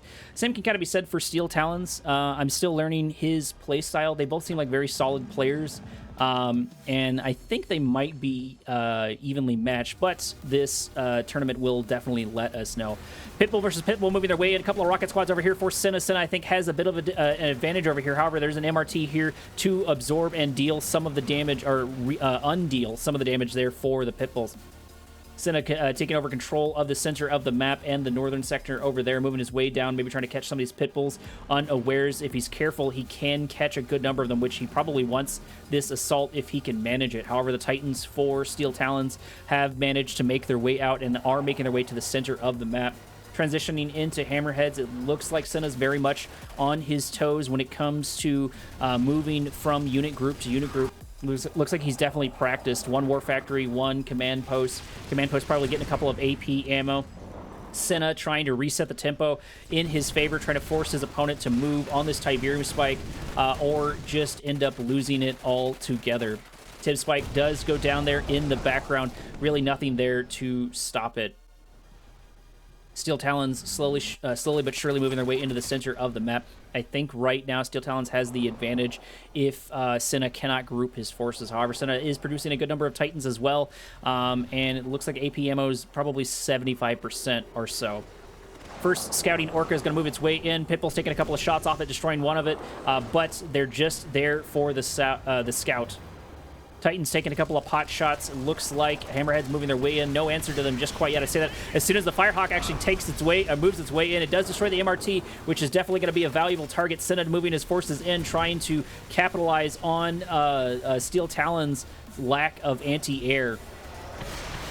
Another Firehawk does move its way in, but it looks like it is only one Firehawk, and it looks like another Hammerhead does get taken down there, leaving one left. Hammerhead's focusing on the Wolverines instead and dealing just good amounts of damage here and there. Does look like Mammoth is going to be a transition here for Steel Talons, and Steel Talons moves his MCV a little bit behind Senna. Center map control is definitely going to be really important, and it's going to turn down to Titan versus Titan, I think. Air Forces might be the linchpin here, though. Steel Talon's happy to continue his assault. Senna matching him unit per unit, able to grab a little bit of Tiberium there in the center of the map. Steel Talons doesn't have anything there quite yet.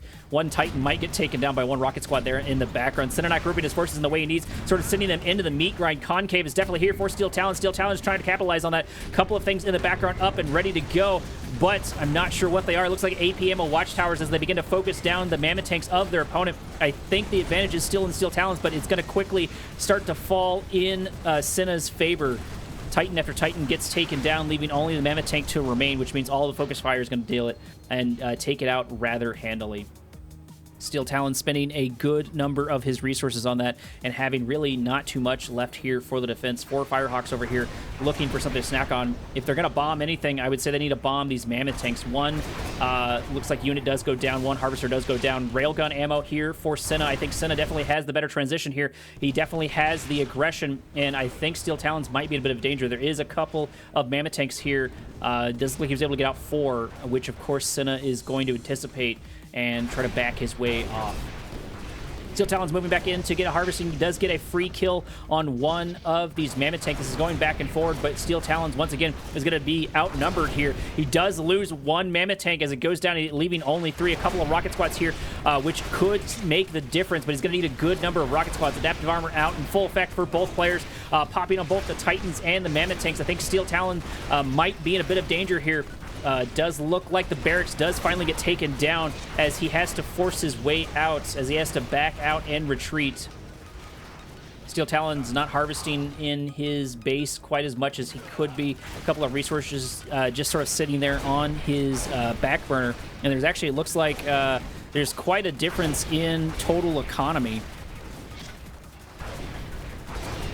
I think at this point, Steel Talon needs to just cut his losses and stop sending forces into this mess. The adaptive armor is up for Senna, but he's got the numbers to make up for that.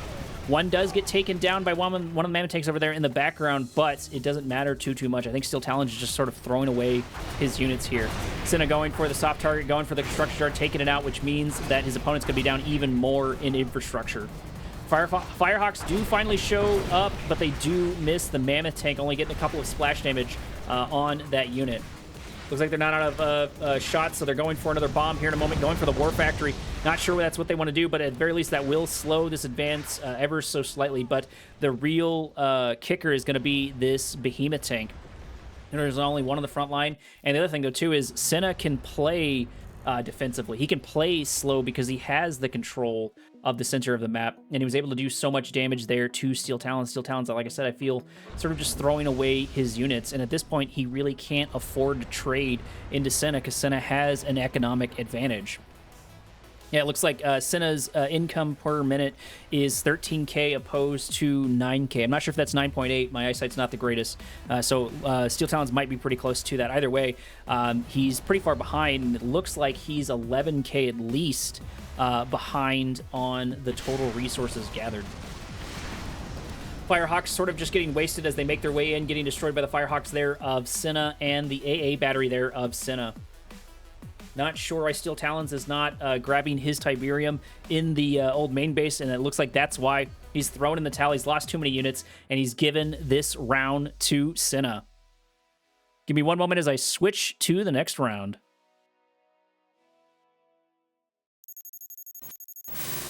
Welcome to Tournament Odyssey.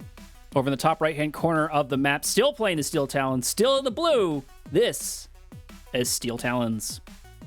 Over in the bottom left-hand corner of the map, making his first change-up, still playing the red, but switching to Traveler 59. This is Senna.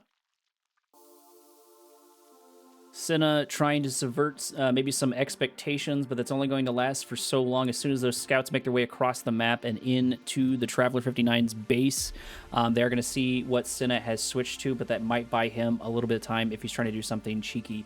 I don't know how well Steel Talons does into Traveler 59. I haven't seen a crazy amount of it, at least recently, in the last couple of games. A few people have played it here and there, but I don't know if they do better into Steel Talons now that Steel Talons aren't quite as strong. I don't know what Master Leaf changed in the patch But he said he felt, and as well as a lot of other players, felt that Steel Talons were just a little bit too strong, so he did something to nerf them a little bit. And I think in the patch before that, the cultists were nerfed as well. First Scout has made its way inside of Senna's base, and Senna has done the same with his Buzzer Squad, poking around, seeing what he can see. Steel Talon's probably not going to do anything cheeky early on. However, that tactic from Master Leaf with the flying MRTs is always an option. I don't think we'll see it, but if we do, I will definitely be elated.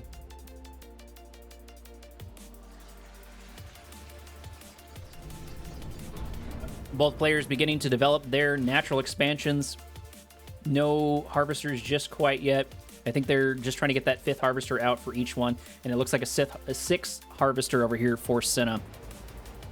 Steel Talons falling close in suit. It looks like he has 5 harvesters and probably a 6th one out, ready to go here in a minute. Probably queued up by a refinery. Nope, it looks like he's going pure MRTs. Maybe he's trying to get a bit of aggression off early on. May not be a bad idea, but I don't know how well the MRTs do into the Seeker tanks. Buzzer Squad kind of stuck inside of the construction yard. Not sure if he can move out from there, but that's definitely an interesting interaction. MRTs making their way down the center of the map, followed closely behind this Gunwalker, each one making their way over to their opponent's perspective base. However, I think the MRTs are more here for an assault. Not sure if they have any rocket squads in them just quite yet. That could help here. Seeker tank moving its way in. Does look like rocket squads are going to be the name of the game as they focus one of the harvesters. Mine drop right in front of the refinery could spell a little bit of damage at the very least for those units. Seeker tank is the only one here. Disintegrators moving their way forward. Those are going to be great for the defense. Seeker tanks moving their way into Steel Talon's base. It looks like they were able to destroy one harvester, may be able to get a second one here in a moment. Watchtower onto the front line. That can help, but it may not be able to save that harvester as the harvester does go down. Looks like the assault has all but ended over on this side. Maybe Steel Talon's being a little bit distracted by this. He does need to deal with this. Not able to harvest this natural expansion is going to extinct, especially while Senna does the same thing. Looks like a 1.2k lead there in economy for Senna. Not being able to harvest that natural expansion is definitely going to make that difference. MRT's not really having an answer here for the Descents as the Descents begin to make their way in and push these MRTs out. I think the Descents might be a little bit quicker, but they do have the Mine Drops, which can hit a good number of these units. Mine Drop able to scare off the Descents. It doesn't look like they want to continue that. I say that as one does run in and get destroyed, but at least it was only one squad. Couple of casualties here and there, a little bit of whittling there for the forces of Senna. Senna still over inside of Steel Talon's natural expansion, still being a pest, doing exactly what he needs to. He doesn't have to do full-on engagements, but keeping his opponent from harvesting is going to be huge. Oh, while he moves his main force over there. Steel Talon's not paying attention, might actually lose his Harvester. Harvester did not back out whatsoever, just got destroyed. There is one Titan here out on the front line, but it's only going to be able to do so much damage to these units. It might be able to take them out over time. They actually are pretty weak, so I think the Titan does win that. Assault beginning over here in earnest over in the south. Wolverine's here to clean up the Descents. That isn't going to be a good transition. However, he's letting them get a little bit too close. The Wolverines need to be focused on the Descents in the background, but they are beginning to clean them up. Gunwalker's just not a match for this force. Steel Talon's trying to keep his opponent on his back foot, trying to keep the aggression on the other side of the map. Those are some much-needed victories, some much-needed kills there for Steel Talons, but Senna's not done with his harassment, as it looks like he's actually producing a couple of Shock Troopers with 2 upgrades out in the background along with these Disintegrators. Shock Troopers grouping up and moving over on the right-hand side. They're going to move a little bit faster. It looks like Disintegrators are going to try to draw out the majority of the forces of his opponent over on this section on the left while he begins, not quite a rush, but does begin assaulting on 2 different sides. It does look like the defensive tower was grabbed, which means all those units are going to get seen over here. MCV might actually be in a bit of danger, but Descents are going to ignore it entirely and go for the Harvesters, go for the easy kills. And those Harvesters are undefended entirely. They can get crushed over here by the Harvester. It does look like Steel Talon does try, but he does get another kill on a Harvester. Steel Talons cannot keep any Harvesters alive as another one does get taken down. The Disintegrators may have gotten destroyed by the Wolverine, but this constant whittling down of the economy over here for Steel Talons is definitely, I think, going to spell the doom there. However, Senna is now going to be on his back foot. having to move those shock troopers there for the defense. They can make a big difference here, but however, the Wolverines with their AP ammo should be able to tip the scales, maybe in Steel Talon's favor, but the focus fire, it looks like, is a little bit better there on Senna's side as Senna continues his assault. Titans trying to move in and get a crush because they're not going to be able to do too much damage, but they do get destroyed rather quickly. This is still anyone's game. MRT is not quite close enough to a couple of these Wolverines like I would want to see them, and it looks like this assault does finally get destroyed. Shock troopers and gunwalkers did make the difference, and it looks like those Wolverines just weren't able to stay up. Maybe not enough Wolverines, as a couple more do join the fray, running into a couple of these gunwalkers. Gunwalkers here to absorb some of the damage, but they are also going to be decent into Wolverines overall. More and more Wolverines join the fray, but they get destroyed just as quickly as they pop their way up. Shock troopers trying to group, maybe trying to get a bit of a blink here in a moment, as it looks like Senna's a little bit on his back foot, but Steel Talons has lost a lot in this assault, and it looks like he's way behind on the economic front. It looks like he's 6K behind. Just in the income. I'm not sure if that's income per minute, but either way, he's 6K behind on that first little section, and then even more behind on total resources gathered. So he can't really afford these trades like his opponent can. Shock troopers moving their way in, poking on what's left of these MRTs. One MRT does get taken down. Rocket Squad's not able to do too much. It does look like these units are still so far uncontested. A couple of Wolverines are going to produce their way over here, and they are going to take a couple of really good shots off on the Shock Trooper. Shock Trooper's not noticing them in time, but reinforcements from the Gunwalker are going to pop their way out as Wolverine after Wolverine does get taken down. More and more begin to join the fray, and that might be enough here to push out the forces, but these units are fast. They don't necessarily have to fight Steel Talons. They can make their way, like they're doing right now, into the natural expansion of their opponent and get even more and more of an economic lead than they already have. Watchtower out on the front line, but it's only going to be able to help so much as another Harvester goes down, followed quickly by a second Harvester, maybe by a third and a fourth if he's not careful. Watchtower just not able to do what it needs to do as a fourth Harvester goes down, followed by a fifth. The natural expansion may as well not exist as the last Harvester gets taken down by these Shock Troopers. This is the second match in general where nobody's had a good transition into these Shock Troopers. I think the first one was Buka not having an answer for Desolated Trooper, and now Steel Talons is struggling dealing with the Shock Troopers of his opponent. Titan moving its way in, taking a couple of good shots off on these Gunwalkers, but he is in an unfortunate position. But I think he's just here to get a little bit of scouting. Steel Talons still has time to turn this around, and he's got a healthy number of forces, and Steel Talons does build up and does begin to snowball, and he is on the front doorstep of his opponent. Shock Troopers are going down. Defensive Tower are going down. Gunwalkers moving their way in. Massive one click there, saving a bunch of these Gunwalkers. Gunwalkers trying to regroup, but it doesn't look like they're going to care because the Annihilator Tripod is going to get targeted down, which is their primary threat. Harvesters can't be destroyed just quite yet. Good one click hitting the majority of forces of Steel Talons, buying Senna more time. They are still able to fire out of it, but they are slowed at the very least. Steel Talon's entire army stuck over here inside this, but this does mean that Senna is no longer able to harvest as quickly. He still has quite a significant lead, but heroic MRT, rifle MRT. Was there really? Did I miss that?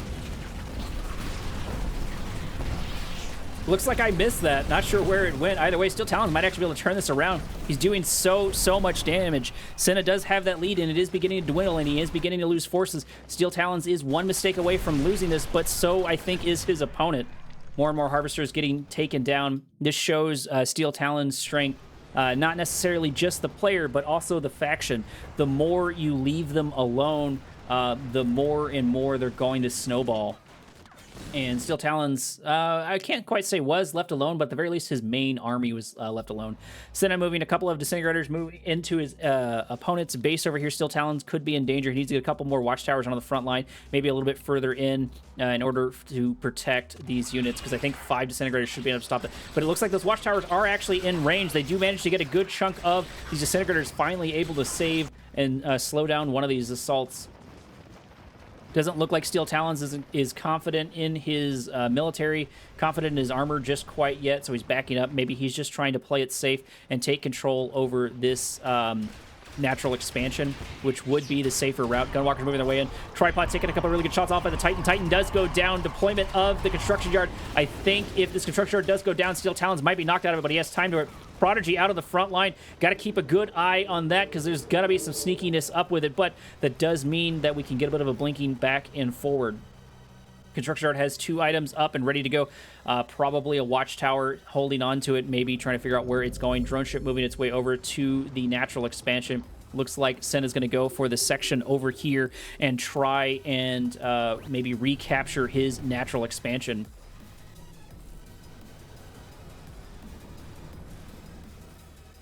Steel Talon's grouping his forces, transitioning into Mammoth Tanks, preparing probably for this final assault. I think he has the forces, at least for the minute, unless we've got another good one-click out on the horizon, which is entirely possible. Senna still... Looks like Senna is finally down on the economic front. He looks like he's finally losing to Senna because he's not able to get into this natural expansion. If he's not careful, Steel Talon is going to start taking over that here in a moment. Tripod's taking a couple of really good shots off on that power plant going down. Tripods do need to make up the difference. Depth of armor here. Titans are going down. I think there's not enough Wolverine. I think there's not enough Titans and Mammoth Tanks here to deal with these units, as it looks like Steel Talons might actually be in a bit of danger here. He has plenty of Wolverines, but the Wolverines are going to be able to do so much to these Annihilator Tripods, and the Annihilator Tripods do exactly what it says on the 10, destroying a majority of the forces over here by Steel Talons. Steel Talons had so many units, but he did not prepare for these tripods. These tripods just doing a fantastic job mopping up the forces, able to grab one of the Mammoth Tanks with a bit of upgrade, with a bit of rank to it. Watchtower getting taken down, and I think that Steel Talons might be in danger because grabbing of the construction yard over there, it looks like, yeah, Steel Talons did throw in the GG. Prodigy grabbing that construction yard, which means he's going to be able to make up all of those differences that he lost there, throwing in the towel, giving another point there to his opponent. Give me one moment as we switch over to the next round. Welcome back to round number 3 on the map, Tournament Undergrounds. Over here in the bottom right-hand corner of the map, wearing the red, playing the screen, this is Senna. His opponent still for the moment in the bottom left-hand corner of the map, playing Steel Talons with the name of Steel Talons in the blue. This, of course, is Steel Talons. Steel Talons being consistent to his namesake whatsoever, trying to stick with the Steel Talons, and it almost went really well for him. I think in the middle section of that last round, he was faring quite well, but Senna had the better transition. Those mass tripods really made a difference into the Wolverines and everything else of his opponent. Scouting phase is in full effect as buzzer squads for Senna make their way in to his opponent's base. I think the transition is also going to be really important here. However, with the way the game's boiled down, so Senna's got 2 points. He can afford to be a little bit risky here if he wants to. He can get maybe a little bit of rush, maybe try to subvert the expectation of his opponent, but he might opt for a more traditional strategy. Only time will tell. Watchtower popping its way down, killing the scouts of Senna. It doesn't look like he's been able to get any scouting off on his opponent. He's popped a foxhole down here in the center, which of course will be the most direct path. Nobody's even decided to touch the EMP control center. However, it does look like Steel Talons was able to grab that contested Tiberium spike in the south, giving him 2 Tiberium spikes. Steel Talons finally moving a couple of scouts into Senna's base. Probably going to get a foxhole down in a cheeky spot, hopefully, to continue to see all those transitions, which is going to be really important. I don't think Steel Talons did enough scouting there in the inn to figure out what his opponent had up on the horizon. If he would, I don't think he would have moved his MCV in and would have ran into all those Titans. Even having a couple of Orca strikes out might have made a difference, I felt there.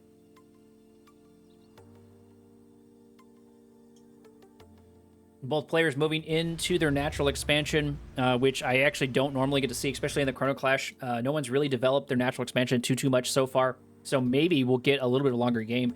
Because of how short the distance is between here and here, a lot of people opt for a rush, which is why I'm kind of not surprised there's not one here. Seeker tanks are out. Looks like 2, probably 3 in the background there, as well as 1 Gunwalker. Titans are going to be the name of the game there for Steel Talons. Is going to be good into both the Gunwalker and the Seeker tanks, but not too many of them. If he's not careful, he could send it to its doom, but it looks like he was just trying to hear for their protection of that unit. Blue Tiberium is going to be grabbed by Steel Talons. Looks like he was able to get a full load of that. If he makes it back here in time, that could help him out on the resource front. Senna about 900 ahead of his opponents. Garrison troops are going to be noticed inside of this control tower. Control tower does have a good chunk of HP, is going to get whittled down, but that scout is also going to be destroyed over time as well. Disintegrators moving their way over into the northern section of the map, maybe trying to make their way all the way around into these soft harvesters. Scouts making their way inside of Senna's base. Going to see that Senna has developed that natural expansion quite handily and in quite a nice order. Not a secondary refinery here just quite yet. Looks like War Factory was the name of the game. Producing these units might make a difference here. He's got to get his production up, and Steel Talons is trying that. Titans are getting caught in a really unfortunate position. They do move their way forward, trying to get a crush on the Seeker Tank. Seeker Tank's not able to, but he's not able to get it because the Seeker Tanks are too fast for it. Titans are going to get their way pushed out, and it looks like Steel Talons is going to lose Titan after Titan. I think that's his 4th Titan taken down. Things are not looking great for him. Watchtower out on the front line is going to help with these disintegrators, but they need to protect that Titan. I think that's the 5th Titan there taken down. That's definitely going to add up over time, as it does look like Steel Talons did finally match his opponent in resource gathering. Not total resources. He's a little bit behind in total resources, and I think he's behind on resources that are already on the map.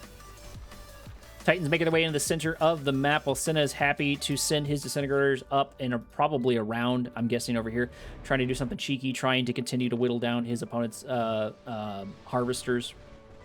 Although I think, really, with the way Steel Talons has been playing his Titans, I think constantly picking off these Titans might be a better solution, because they're not cheap to produce. Devourer tanks are going to be the transition over here for Senna. Those are going to do very, very well into the Titans, especially if they're charged, which, of course, they are. Titans making their way over to the northern section of the map, trying maybe to go around and do the same thing that Senna is doing over here with the Disintegrators. Disintegrators haven't been noticed whatsoever, which means they're probably going to get at least one Harvester for free. This is going to be extremely unfortunate here for Steel Talons, especially because these Disintegrators are much faster than his other units. Harvester moving its way in, to sending it to its doom right there. Does get taken down, one Harvester left, and most importantly, these other 4 Harvesters are no longer harvesting, which means that economic advantage is going to start to begin to dwindle. Titan almost getting the crush, but stopping right beforehand. Couple of Wolverines out, but they're not turning their way around to deal with these Disintegrators. That is definitely going to be a mistake, as Steel Talons actually begins his assault over on top of Senna's base, but Senna is ready for it. Senna is prepared. Senna has these Devourer tanks. Devourer tanks are getting targeted down. I don't think there's enough Titans, and there's not really a whole bunch to deal with this tripod, considering it's repairing. Senna is able to do a little bit of mayhem over inside of Steel Talons' base, as it looks like Steel Talons is forced back into the center of the map out of Senna's base. Annihilator tripods into Devourer tanks are going to do quite well and their opponent. And actually, it looks like he's thrown in the towel. Steel Talons is thrown in the towel. He's just not able to keep up with Senna. Senna truly in top form in this one, getting a 3-0 victory out on Steel Talons. And we are back. Welcome to match number 5 in the Chrono Clash 2 on the map Tournament Odyssey. Over in the top right-hand corner of the map, rocking the red, playing the black hand, this is Dune Tiger. His opponent from the moment in the bottom left-hand corner of the map, playing the blue, playing the Steel Talons. Give it up for Firestorm. Firestorm into Dune Tiger. I've watched a good number of Dune Tiger's games, but I don't know where they lie into one another as far as like skill-wise, who's supposed to come out on top. Dune Tiger seems to be consistent and pretty solid in his play, but Firestorm's, I don't think anything you want to stick at just quite yet. I did forget to mention match number 5 is supported by the Screen Exchange Program. One abduction at a time. Scouts are out in full effect for both players. A couple of Cabal Capacitor squads going to run into those Rifleman squads and get their kills rather quickly, maybe stopping them from doing their scouting, but it looks like they're just barely out of the range, as it looks like Firestorm does get at least a small scout off on his opponent's base. The scouting is going to be significantly more important on Firestorm's end, as in Firestorm into Dune Tiger, because it is a GDI subfaction versus a Nod subfaction, and you can't let Nod go unscouted early on in the game, because that's how you get your flame tanks and your Reckoner rushes or your all-in bike rushes. Looks like so far, though, we're going for traditional strategies. Firestorm a little bit ahead on the natural expansion, but no refinery just quite yet. He's at least just moved his way over there. Did get a foxhole down inside of his opponent's base. Raider buggy out here for the scout. Gonna start poking at his opponent's base as well. Looks like 5 harvesters per player so far. No nothing on the natural expansion, but probably sending a harvester out there.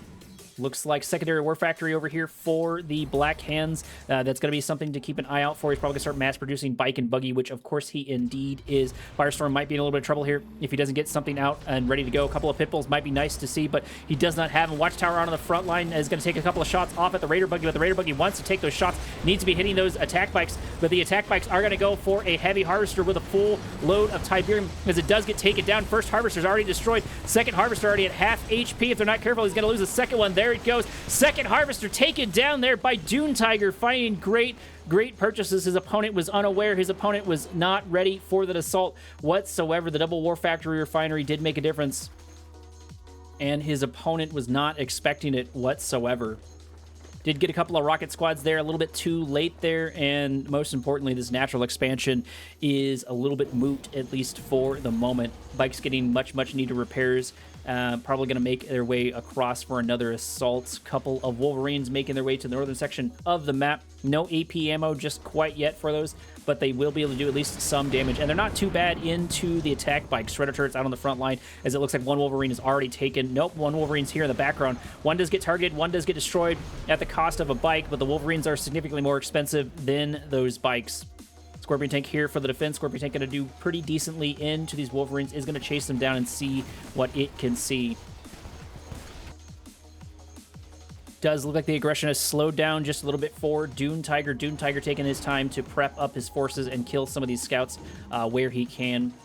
Nothing major on the rush front just quite yet. Looks like Dune Tiger's happy to play more traditional, while Firestorm's doing a very good job, I think, of scouting out his opponent's base, keeping these rifleman squads being absolute pest with him and seeing what his opponent is up to. He wasn't prepared for those attack bikes, but he was able to push them down, push them out over time. Scorpion Tank's moving their way into the main base of Firestorm. Firestorm does have the answer. He does have a Titan followed by a secondary Titan and a Watchtower to at least help deal some damage. Selling off as a Watchtower, as these rifleman squads are going to try to soak up some of the shots there for the Scorpion Tanks. Sending those rifleman squads sort of cavalry charge into them is going to let him know how many are on the horizon and where they are at. That's going to be important. He's not just sending them in for suicide. He's sending them in for scouting, making great use of the sell-off of that Watchtower. Great concave setup, great formation here set up for the Titans as a fifth one does join. It looks like Scorpion Tanks might try to go for this Tiberium spike and maybe force their opponent to make their way over there. Titans do see an opportunity to make their way over. Looks like Firestorm is looking for some sort of engagement to begin. As actually there's a couple of attack bikes over here in the south, killing at least one Harvester, possibly a second one right there. Rocket squads do take him out, but it's too little, too late. Scorpion Tanks also not going to get noticed that they're under assault over here on the left-hand side as the lion's share of them go down. Only 5 of them remain. Titans pushing them into a literal corner here, but the Scorpion Tanks should be a bit faster than the Titans. Those Titans need to split up and move around. They're definitely outmaneuvering their opponent. Flame Tanks out here for Dune Tiger. Dune Tiger wanting to keep things cheeky, actually having 2 Flame Tanks out and ready to go. Which means that this construction yard is in danger. There's nothing here for the defense. There's nothing in the defense tower, and that flame tank's about to be on his front doorstep. He does see it now, but I think it's too little too late, as the construction yard is going to get targeted down and probably destroyed. 2 flame tanks is going to kill it rather quickly. That's going to be 3,500 down the drain. There it goes. It is destroyed for free. No response. Wolverines do manage to make their way out. They're going to be helped with this man spam, but they are not going to help that units. More and more flame tanks join the fray. More and more man spam join the fray, as I think this is Dune Tiger's game to lose. He definitely has the advantage, and he's trying to press the tempo of his opponents. Flame tanks focusing fire on a couple of these Wolverines here to save some of the man spam That does appear to be the name of the game for him. Laser fins for the refinery, but the flame tanks are still so far uncontested. A couple of rocket squads here, but I'm not sure how much is going to matter, as this is truly his game to lose. Refinery does get taken down. Now these harvesters have almost nowhere to go, considering the war factory is going down just as quickly. 4 flame tanks move their way in, and they just haven't been able to be stopped whatsoever. Firestorm is in trouble. I think Firestorm has lost this, but I'm not sure he knows it just quite yet. There are a couple of Titans. Those could make a bit of a difference, but the damage is already dealt. Firestorm throwing in the towel, conserving his energy for the next round.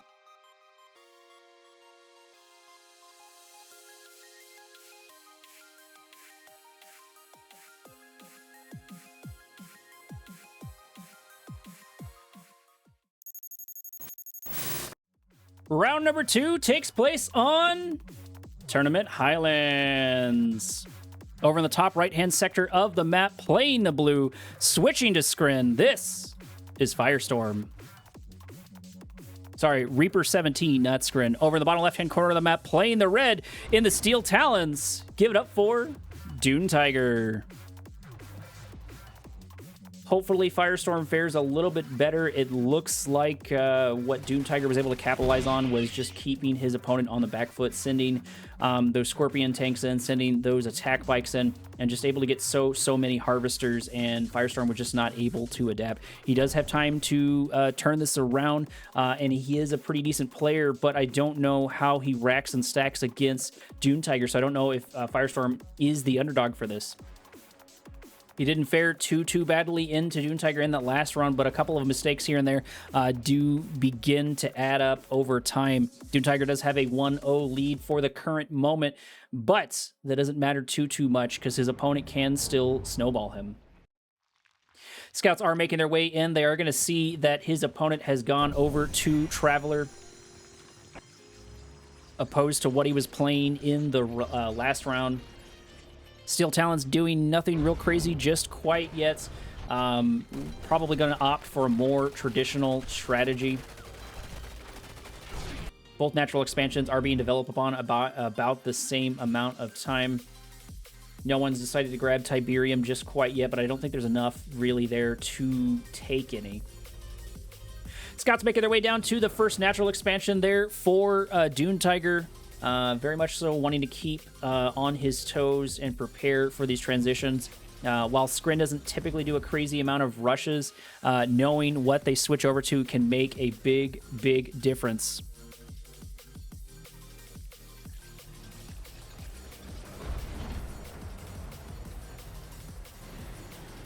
Got an early barrack squads out here? Barrack in low power mode, nothing's been really developed so much on the natural expansion, followed soon by a portal with a buzzer squad continuing its scouting, continuing its eyes on his opponent. Harvester is finally going to go for that natural expansion, or not for the natural expansion, for the blue Tiberium. Does look like Firestorm is going to be the first to grab that. Probably followed soon here by Dune Tiger. Dune Tiger seeing the same thing going down to the southern section of blue Tiberium. MRTs making their way across the map over into the northern section, probably having a couple of rocket squads in them out to deal damage to this Harvester. Harvester is in an unfortunate position, might run into a couple of those mines. Firestorm is taking a lot of unnecessary damage as he hits almost every single mine. He does manage to evade the last couple of ones, but at what cost? It doesn't look like he's able to get it. There it is, the last shot on that Harvester, which means that he's going to be down even more so on resources. He's also over in the south as well, grabbing that blue Tiberium. Firestorm doing a much better job of controlling at least the center of the map. Well, I say center, the bottom and top center of the map where the blue Tiberium are trying to grab those resources. He may have lost a Harvester in the north, but he did deny that blue Tiberium to his opponent. So that can add up. Secret Tank's taking a couple of really good shots off on them, already going down to half HP. There is one Shardwalker here, but it's not going to be able to stop these MRTs. The MRTs or Dune Tiger make their way over to the northern section of the map, continuing to getting free pot shot after free pot shot, and they're not going to let up their assault as the Disintegrators in the center of the map make their way into a couple of Rifleman squads, which means a couple of them are going to die for free. Shardwalker finally going down here due to this volley here in a moment. Does look like MRTs are still up. One does back off because it is a little bit hurting right there. There is one defensive tower, and Defender's advantage is definitely going to help with this defense as a whole for Firestorm. Firestorm doing a bit of a better job defending against his opponent. Granted, his opponent has switched off of the Nod subfaction and in to the GDI subfaction, maybe trying to subvert some of those expectations. Plenty of Disintegrators out and ready to go. This can do quite well into Steel Talons if he doesn't have Wolverines.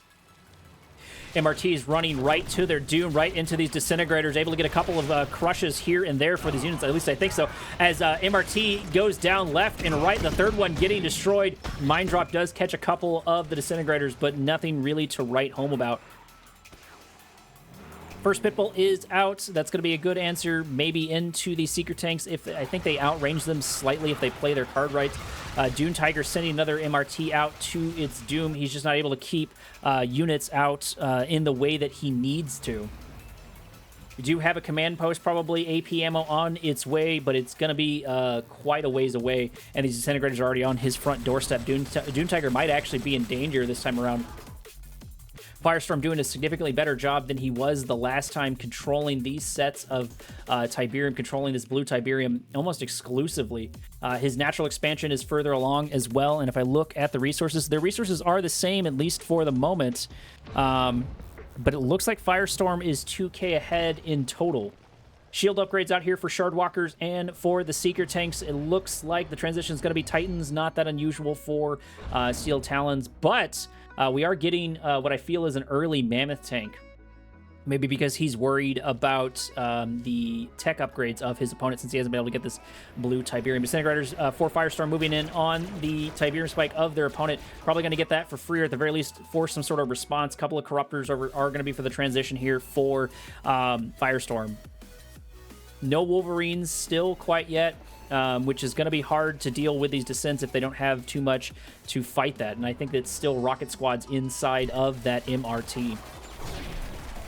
Disintegrators do get taken down by the air units of their opponent as the Disintegrators move their way in on the northern section, killing that MRT, now getting unfeathered access to that Mammoth tank. Mammoth tank going down to half HP just from a couple of Disintegrators. Such amazing purchase there from the units. They do get crushed there at the end, and a Watchtower does pop its way out as Dune Tiger tries to take claim of the center of the map. The tug of war is to begin here rather quickly. Hammerhead moving its way in, going to see the air units of his opponent, which means he has time to transition. He has time to prepare for that Titan getting left out in the cold. Probably going to get destroyed here if it's not careful. This Disintegrator is ignoring it for some reason, maybe going for the Mana Tanks instead. That would be more of a threat for that Reaper Tripod. Reaper Tripod does have to back its way out. The Corruptors are here for the repair. There is a good number of these Mammoth Tanks, but the Corruptors can make the difference here as they begin to deal more and more damage. Pretty decent one-click there, hitting 3 of the Mammoth Tanks, which is going to make a big difference here in this fight as they're just sort of left there, and now they can be concaved upon. He needs to move these tripods up if he wants to deal more damage to these guys. These Disintegrators will help, and all these other units will help, but the tripods are going to be what are going to deal the real damage.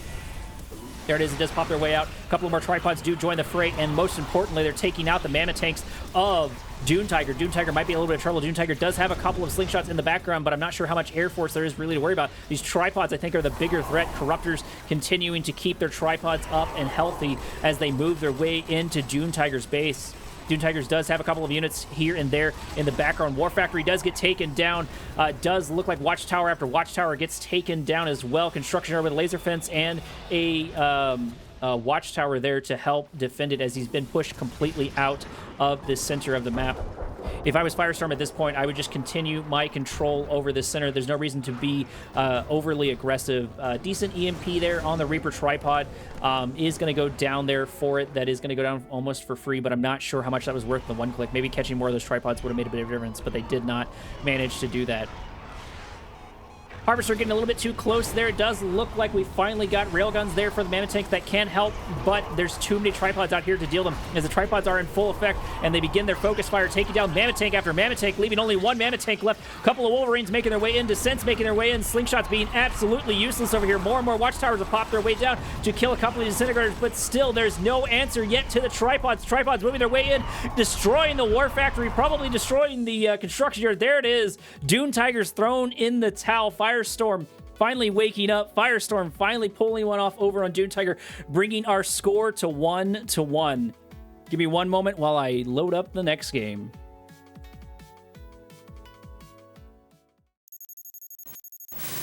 Round number 3 takes place on Mountain Pass.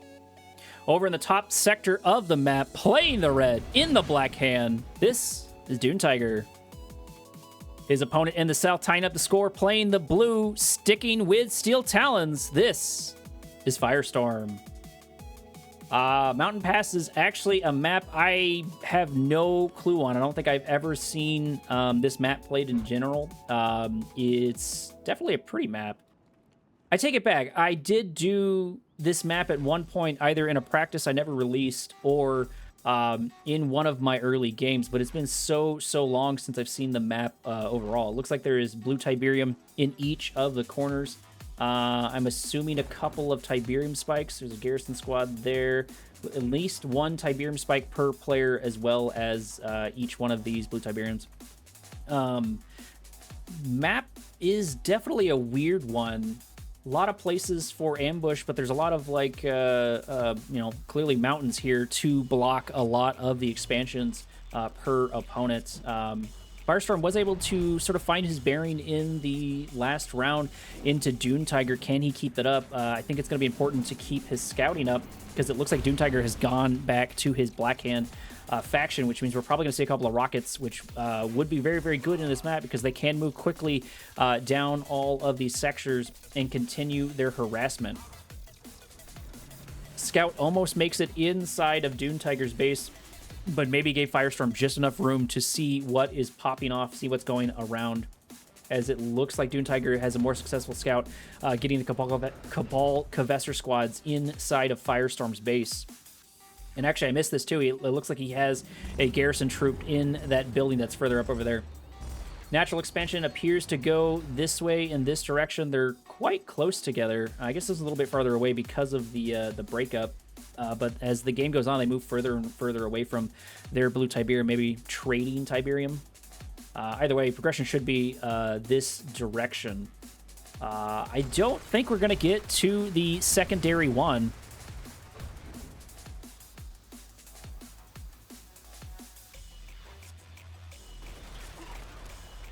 Scouting phase is all but over. First Titan is out here for Firestorm.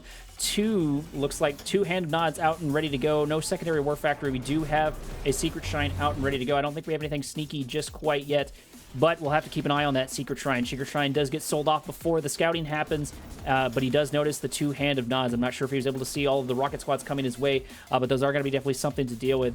Firestorm needs to start mass producing Wolverines as quickly as he can in order to prepare for this assault, because this doesn't look like a lot, but it is going to make a difference. Everybody's matched right now on the economic fronts. Natural expansion so far not moved into quite yet by Firestorm, preparing for this assault. However, he is able to get a watchtower out here and a couple of Wolverines, which should help delay and stop these if they focus on all of these rocket squads. Man spam out in full effect over in the center of the map, trying to find some sort of hole for them to pop their way in. Blue Tiberium Harvester for Dune Tiger is going to get pushed out by that Titan. Titan sort of in the north. Not sure what all it's going to be able to do. Low power mode for the watchtowers. They do get powered down, so a couple of more Wolverines can be produced. Wolverine should be the answer to this, as another watchtower does pop it way down. And just in time, there's the AP ammo. That could tip the scales in their favor. However, Wolverine after Wolverine does go down. Wolverine does get taken out, but they are doing their job quite handily. That AP ammo coming in clutch there, mopping up the units of Dune Tiger. Titan moving its way into his opponent's base. There is going to be a good chunk of man spam here to deal with, a good chunk of rocket squads, which should answer that question. But the Titan, I think, may just be here for scouting, maybe just trying to be cheeky. Not sure. I don't think he's going to be able to get too much done, as the Scorpion tanks do manage to focus, fire it down. Firestorm now controlling a little bit more of the center of the map. Could be doing a little bit better with that. Could be grabbing a bit more blue Tiberium, but nobody's really been able to grab, I think, a full load of blue Tiberium just quite yet, at least not that I have noticed. Do have another operation center out on the first natural expansion over here for Dune Tiger. Dune Tiger didn't go for 2 war factories. It looks like he is going to go for flame tanks, so he's going to continue his cheeky tactics. Those did work quite well. for some reason, Firestorm moving all of his units over in this section. Looks like he was pinging it there for himself. Maybe that was a misclick. Not sure what that was. Maybe that was a control group issue. Either way, that's going to slow down his economy quite significantly, having all of those harvesters off of the line. Flame Tank making its way to the center of the map. It's a couple Scorpion Tanks over in the north in order to protect that blue Tiberium over there, but most importantly, this Flame Tank so far doesn't have an answer to it just quite yet. It's now moving its way in, and Flame Tank might actually get a couple of kills here. It does kill the Rifleman squads and is beginning to focus on the Refinery. Refinery going to go down to half HP before really anything can be done. No watchtowers, nothing here for the defense. As the Flame Tank does get the kill, there is a Hammerhead out on the front line. Flame Tank does focus fire on that unit just a little bit too long. Flame Tank is at half HP. Titan does help in destroying it. As another Flame Tank sneaks into the secondary first natural expansion over here, poor Firestone does get taken down. 2 refineries going down inside of this base, and it's not over because the Scorpion Tank's here for the defense, or here for the assault, taking down at least one of the harvesters. It's definitely not a full killing, but that's gotta sting. The one click, the 2 flame tanks, and destruction of one of the harvesters. That's going to put his opponent down. That's going to put Firestorm down. He's going to be in a bit of a trouble, and he needs to get his economy back online as quickly as possible. If you're watching the stream, you should see the overlay, and it looks like Dune Tiger has 12K. I don't remember if that's per minute or what it is, but he has 12K being produced, and his opponent is going down more and more and more, now to 6.6K, and it's still dropping like a rock. Purifier getting caught in maybe an unfortunate position here as Titans move their way in. This is probably the more ideal situation. However, it does look the Wolverines are going to start getting focused by these rocket squads. Somehow the Purifier is still alive. A couple more Hammerheads with AP ammo are going to be able to focus on it. Mammoth Tank does get taken down, saving those Hammerheads. Purifier does get taken down. Now this Purifier is undefended. There's a couple of rocket squads here and there. Another Mantis moving their way in. Looks like an upgrade there for one of the units inside of the Hammerhead. No, actually, the Hammerhead itself got its upgrade. Give me one moment.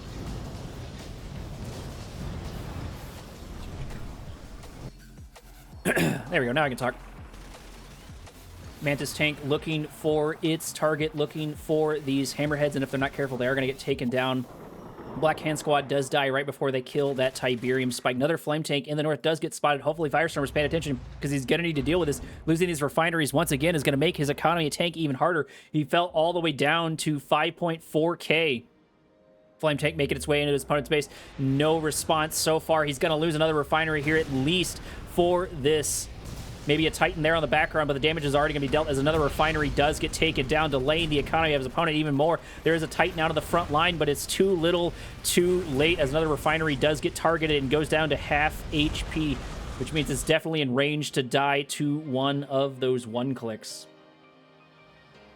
Firestorm playing a little bit sloppy here. He needs to tighten things up if he's going to fare well into Dune Tiger.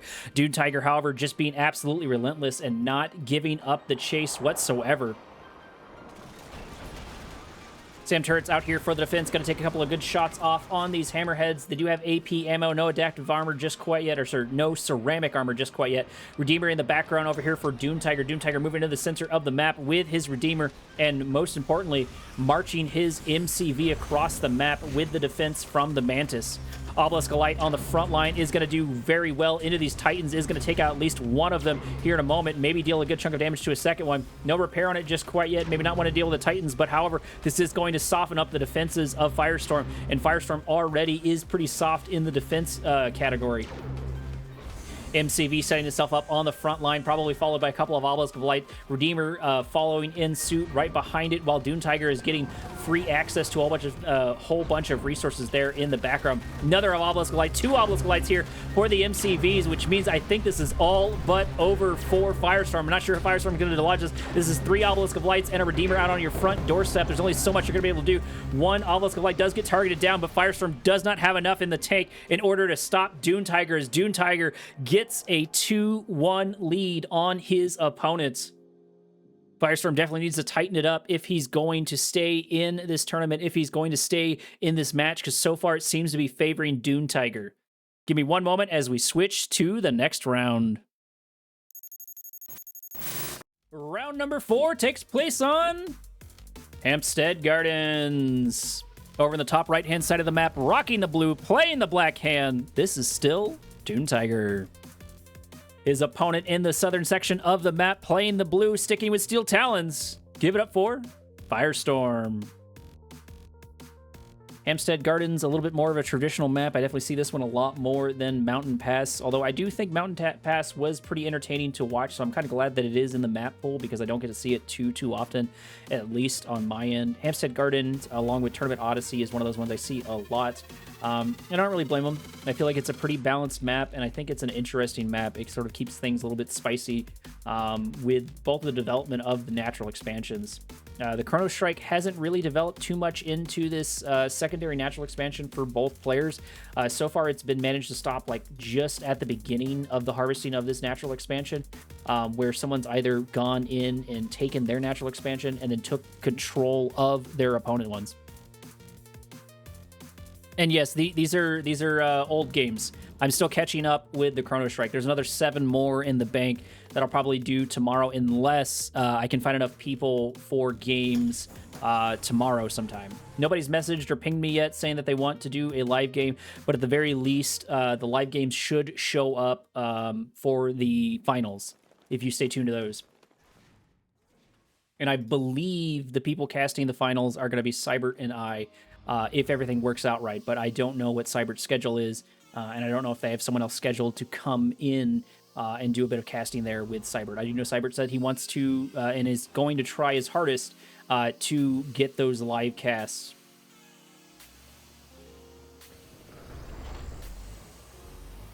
Firestorm sticking with a traditional GDI, sticking with a traditional Steel Talons build.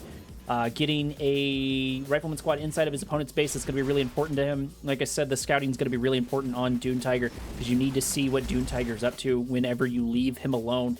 He prepares the cheekiness, which was that base rush followed by the Redeemer, and Firestorm was just not able to keep up. Rifleman Squad's getting pushed out in the northern sector of the map by those Cabal Covester Squads. Cabal Covester Squads do quite well into Rifleman Squads in general, and they can just unload on them to a high degree. Attack bikes are going to be the name of the game here for his opponent, followed by a secondary war factory. Probably going to get a good chunk of bike and buggy. Not a bad strategy because it doesn't look like Firestorm's really been able to produce any pit bulls in either one of these games all the way up into the 4th match, when I feel like pit bulls would have served him quite well. More and more attack bikes begin to join the fray as a couple have already made their way into their opponent's base. It looks like there's actually already 5 bikes here going for the Harvester. Harvester going down. This is already looking quite grim there for Firestorm. Firestorm is already going to be down on the economic front as the second Harvester does get taken down. Riflemen or rocket squads do pop their way out, managing to get at least one shot on these attack bikes, but where one goes down, 2 more join the fray, and they're still so far uncontested over here. The bikes do need to be careful if they make their way down this way because they can waste their shots on that foxhole. Right there on cue, bikes are going to waste their shots on that foxhole, followed by a watchtower there in the background. I think Dune Tiger has overstayed his welcome just a little bit, so he's going to go back and regroup and prepare. Either way, being down 2 harvesters this early in the game is going to hurt. It does look like he has the economy for it, because Firestorm is still up on the economic fronts. Doesn't have 2 war factories over here, but he is no longer harvesting this because at least 2 of those harvesters did get taken down there by Dune Tiger. 2 Tiberium spikes per player. That will make a difference further on into the game. I think what Dune Tiger might want to do if he thinks this game's going to go a little bit longer is start to focus fire on some of those Tiberium spikes.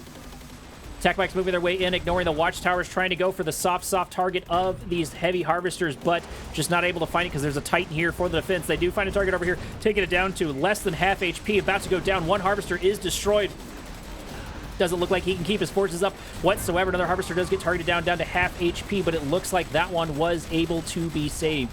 There's still a chance that a 1-click comes its way in, as it just barely manages to survive. That harvester just barely managing to stay in the game. Hand of Nod producing rocket squads to deal with that Titan dying. I feel like sending those Titans in as a scout is a bit much, but maybe he was hoping that he could get a crush on a harvester or 2. Maybe that's the thinking with those Titans. Titan grouped over here by a couple of rocket squads, couple of rifleman squads as well. However, the rifleman squads are not in the right position. They need to be ready for these rocket squads moving their way down this the left-hand side of the map. More and more rocket squads are being produced over here by Dune Tiger to deal with the Titans. Not a bad strategy. So far, no real answer to it just quite yet. No Wolverines just quite yet, because it looks like Firestorm is producing Orcas here in the background. Not sure that's the play here. Orca's going to run into all of these rocket squads. One of them getting taken down almost for free. Second one, maybe third one to follow, as there it goes. All 3 Orcas are gone. That's a good amount of resources down the tube for absolutely nothing, because they didn't get any of their shots off whatsoever. Firestorm just sending them into the meat grinder that is Dune Tiger. Rifleman squads can help, but those Cabal Confessor squads are going to do even more damage to them. Wolverines do make their way in. That can make a difference, but not a singular Wolverine. One does get focused fired as another one pops its way out. And for some reason, Firestorm is still producing Orcas. That's not what you want to do, my man. I think you want to get these Wolverines out and going. Deal with what's on your front doorstep, because this is going to be quite significant to deal with. More and more Hammerheads going down. More and more Hammerheads do get taken out as the Orcas do make their way across the map, followed by the Pitbulls, I believe. Looks like those are the Pitbulls, not the Orcas. Pitbulls are uncontested, moving their way into the natural expansion of their opponent. Dune Tiger in a little bit of danger when it comes to that, but he doesn't care, because he's got Obelisk of Lights out on the front line as he's beginning another base rush.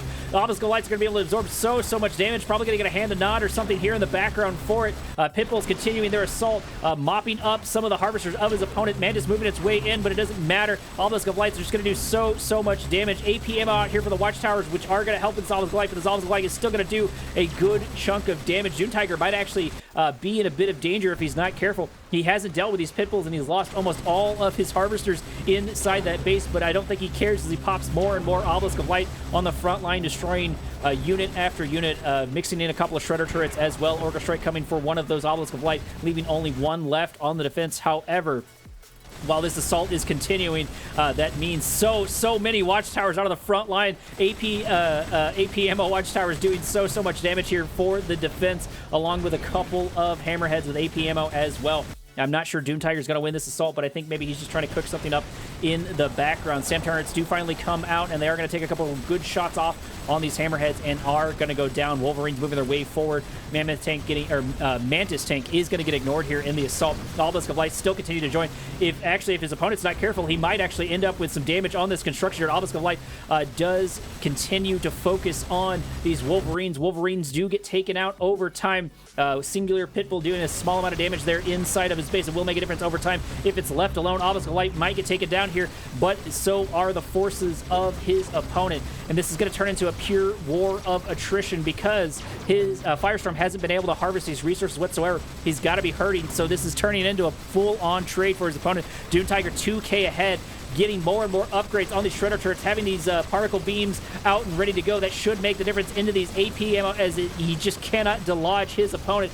Obelisk of Lights are no longer the answer. It's purely all of these units. The Flame Tank is produced on the front line. That should spell the doom for Firestorm, as so many of those units do get taken down. So many of those Watchtowers are destroyed. They're just not able to deal with this Flame Tank, and now Flame Tank has free, unfiltered access to this construction yard. There it is. Firestorm has thrown in the towel. Firestorm has given up.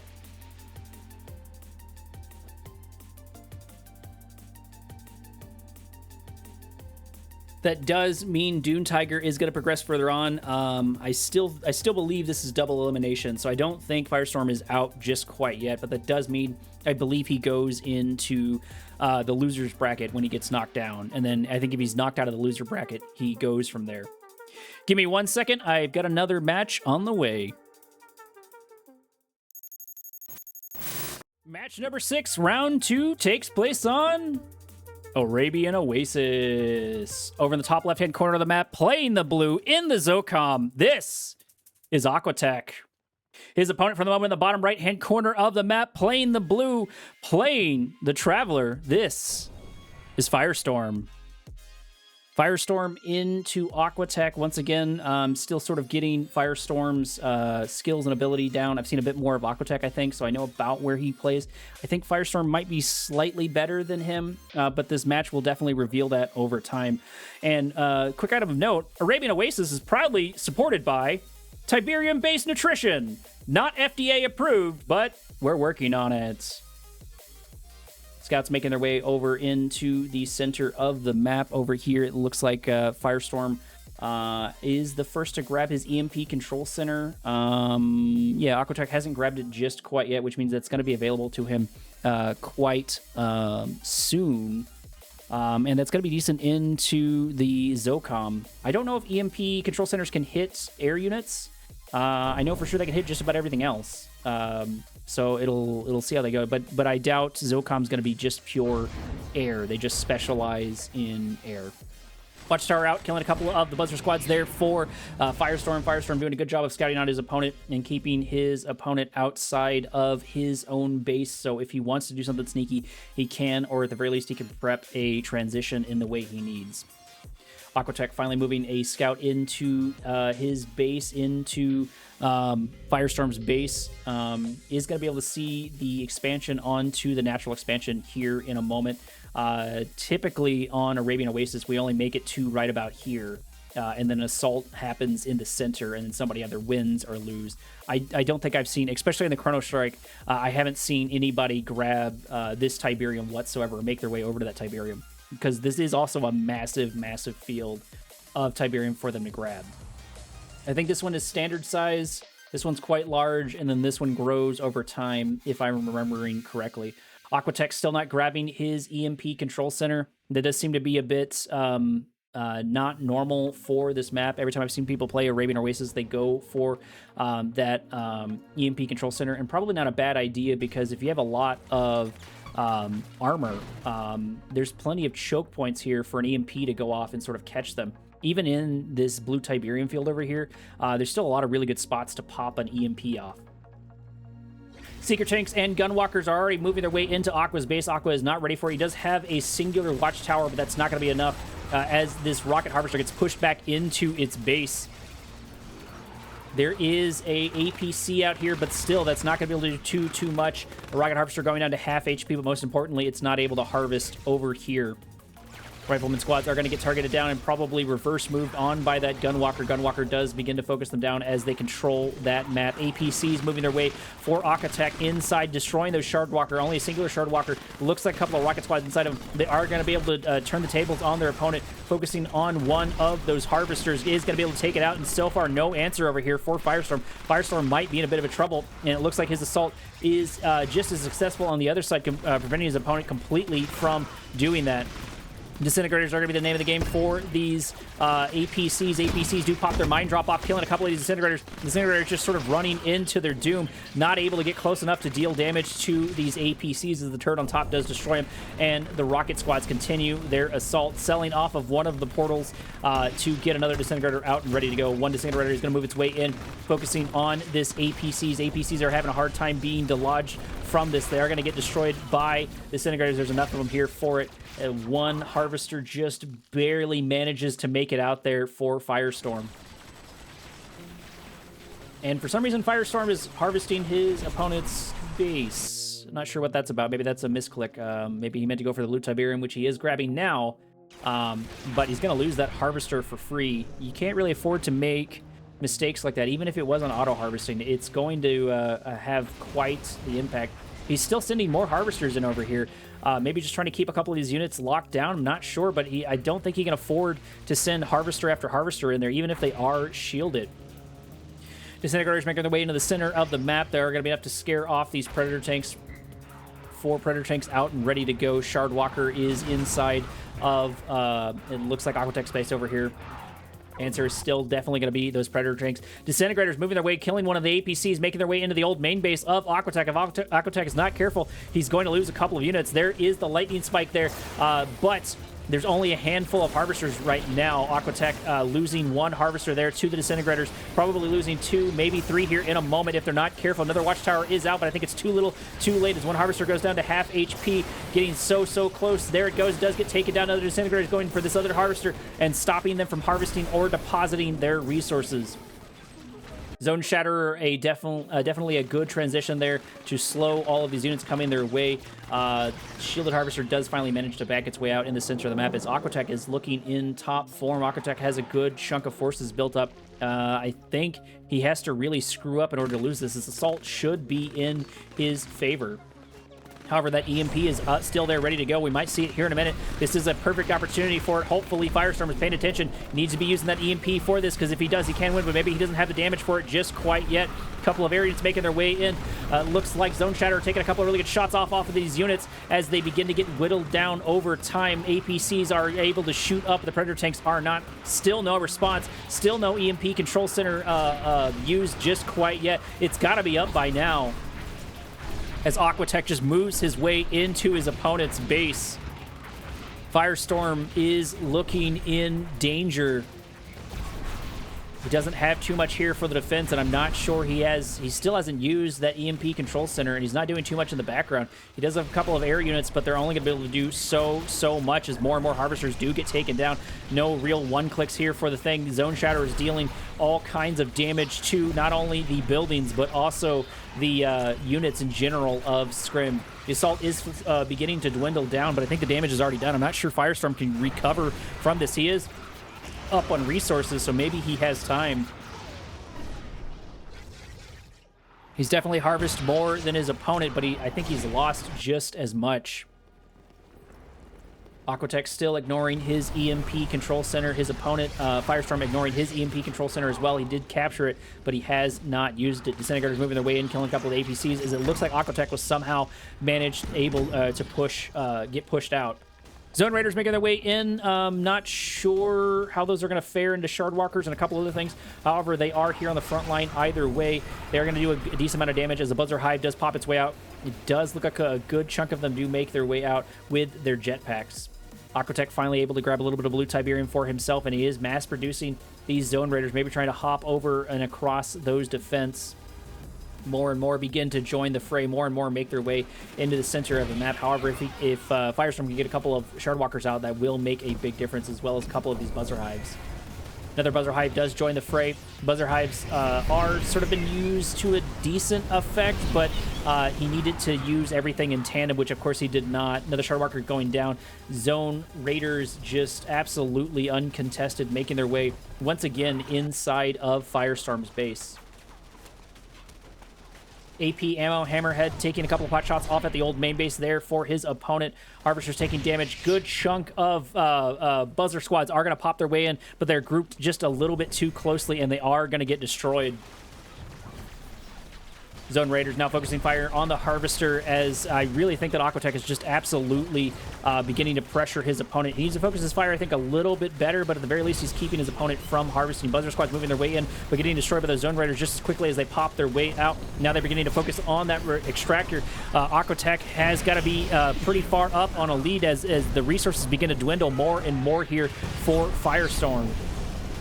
Firestorm is definitely in trouble here, and I think he may have lost this one. He's too far behind on resources. He's not able to harvest his natural expansion or his secondary natural expansion. Harvester after Harvester just getting absolutely eviscerated, and still no answer to the Hammerheads over here. Firestorm, I think, is out of this match. I'm just not sure he knows it just quite yet.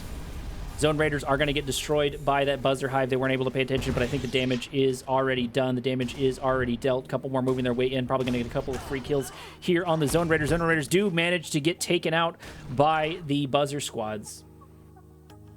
But Firestorm has taken so many losses. Firestorm has lost all of these units. He's lost so much infrastructure, lost a good chunk of his main base. He was on the attack early on, but that's definitely not the case here. Buzzer squads not able to find any targets. Probably need to make their way all the way back to their base, I would assume. But they're going to run to the APCs as well. That insult to injury, it looks like we're going to get a Marv out here, Marvesting up that center of the map. Aquatech's economic lead just continues to increase. He can afford to take these trades. We are getting a heroic Shardwalker, but I'd be backing that guy up. I'm not sure I would be setting up that. He is going to go for the economy of his opponent. Not a bad strategy, but keeping on to that heroic Shardwalker can make a bit of a difference here. APC's moving their way in, and they definitely are going to threaten their opponent. Lightning Spike out on the front line is going to help push out these APCs as Zone Raiders do manage to make their way in.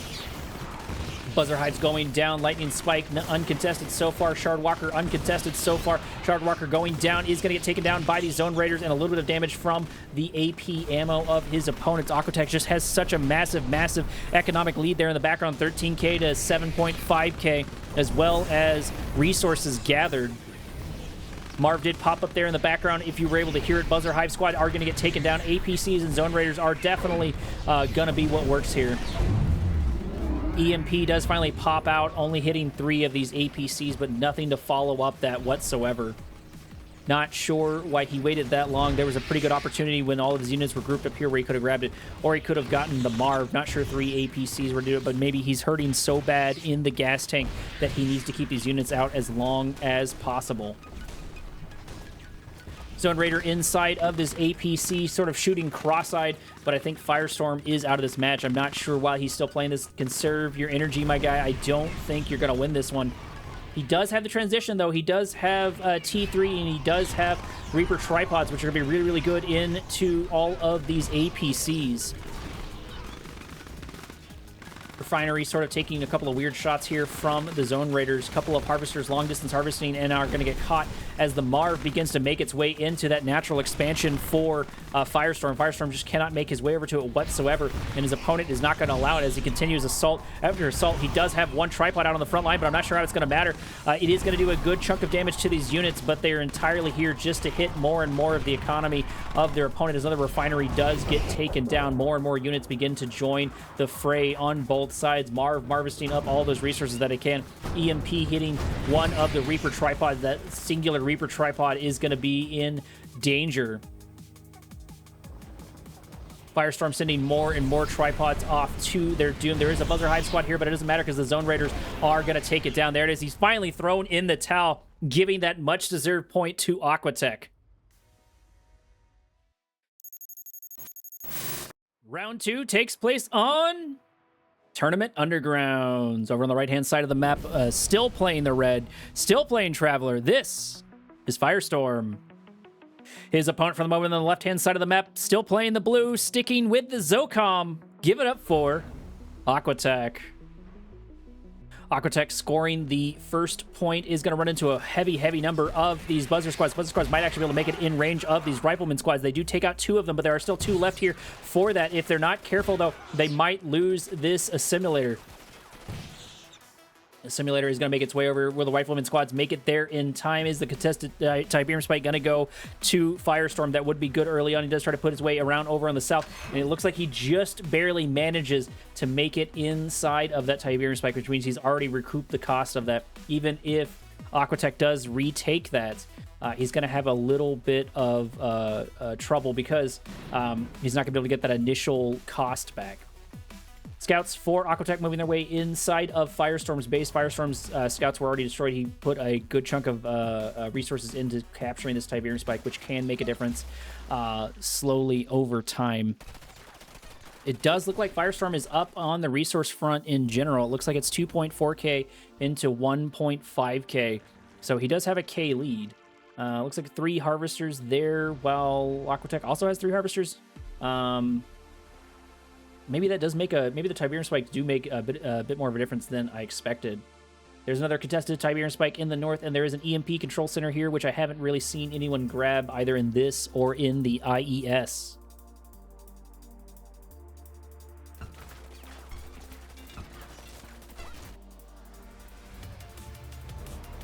Sorry about that, I'm hydrating.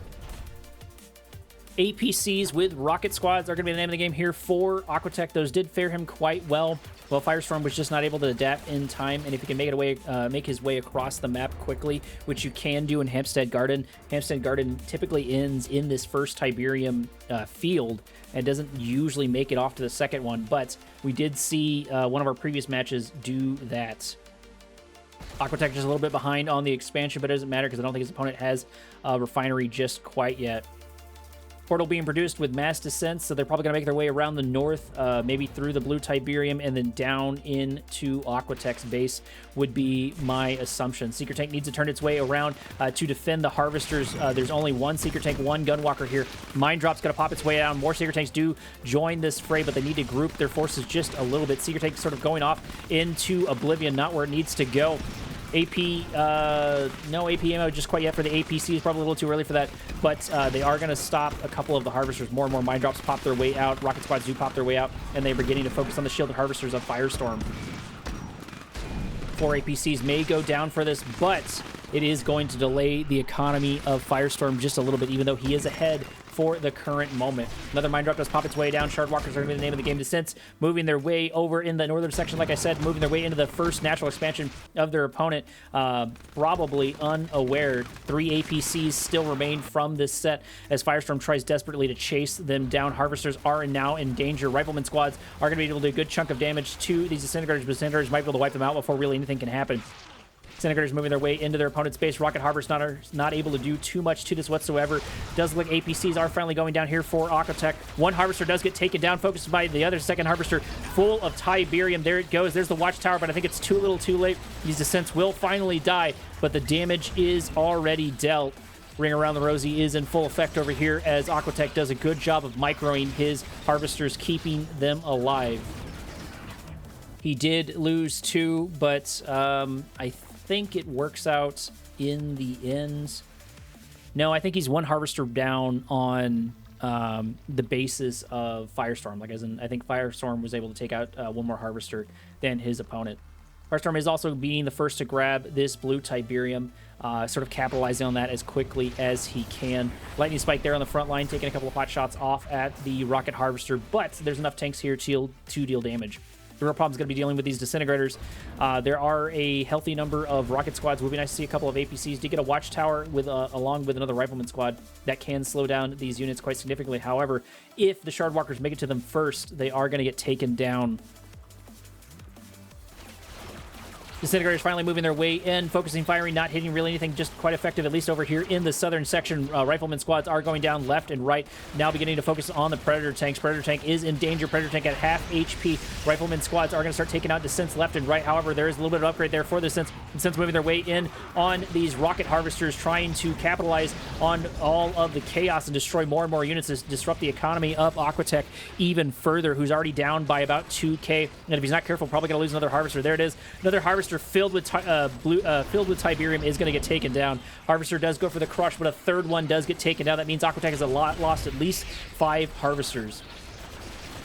Watchtowers do finally pop their way out, and they are going to be able to destroy these Descents, but once again, the damage is already dealt.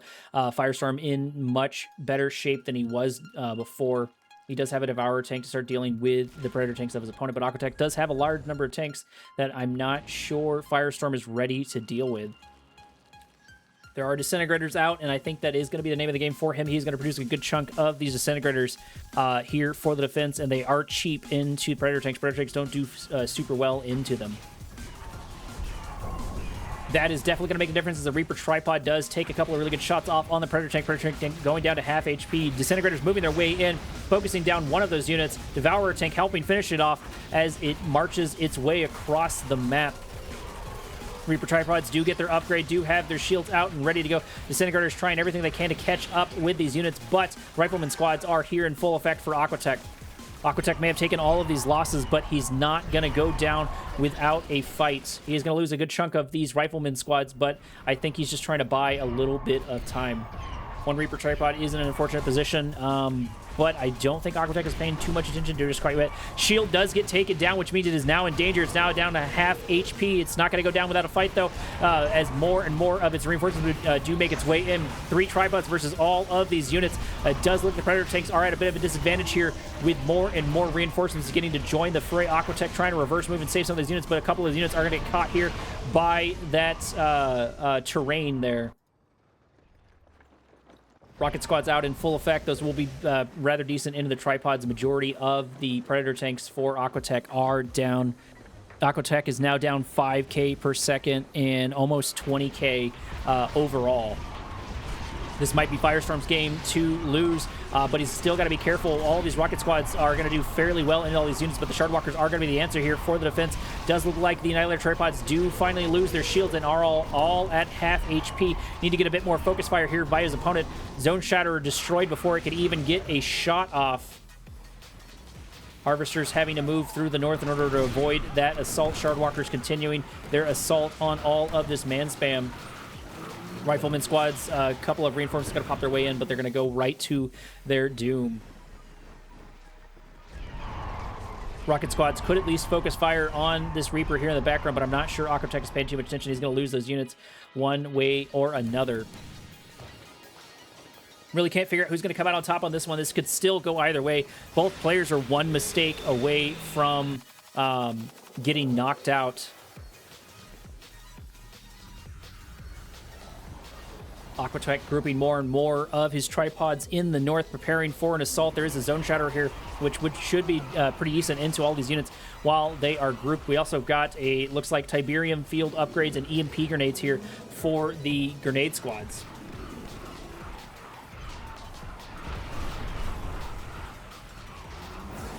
That's not what Aquatech wants to do. He definitely doesn't want to send these Zone Shadowers to their doom. He needs to save up as many as he possibly can. Aquatech might be in some danger here as his construction yard begins to get targeted down, and I don't think he has any answer to it. He throws in the towel, giving a game to to Firestorm. Bringing our score to 1-1. We are tied up, moving into round number 3. Give me one moment.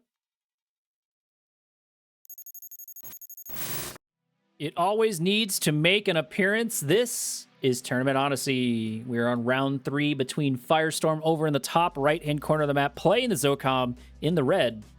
His opponent, of course, in the south, sticking with Traveler. This is Firestorm in the blue.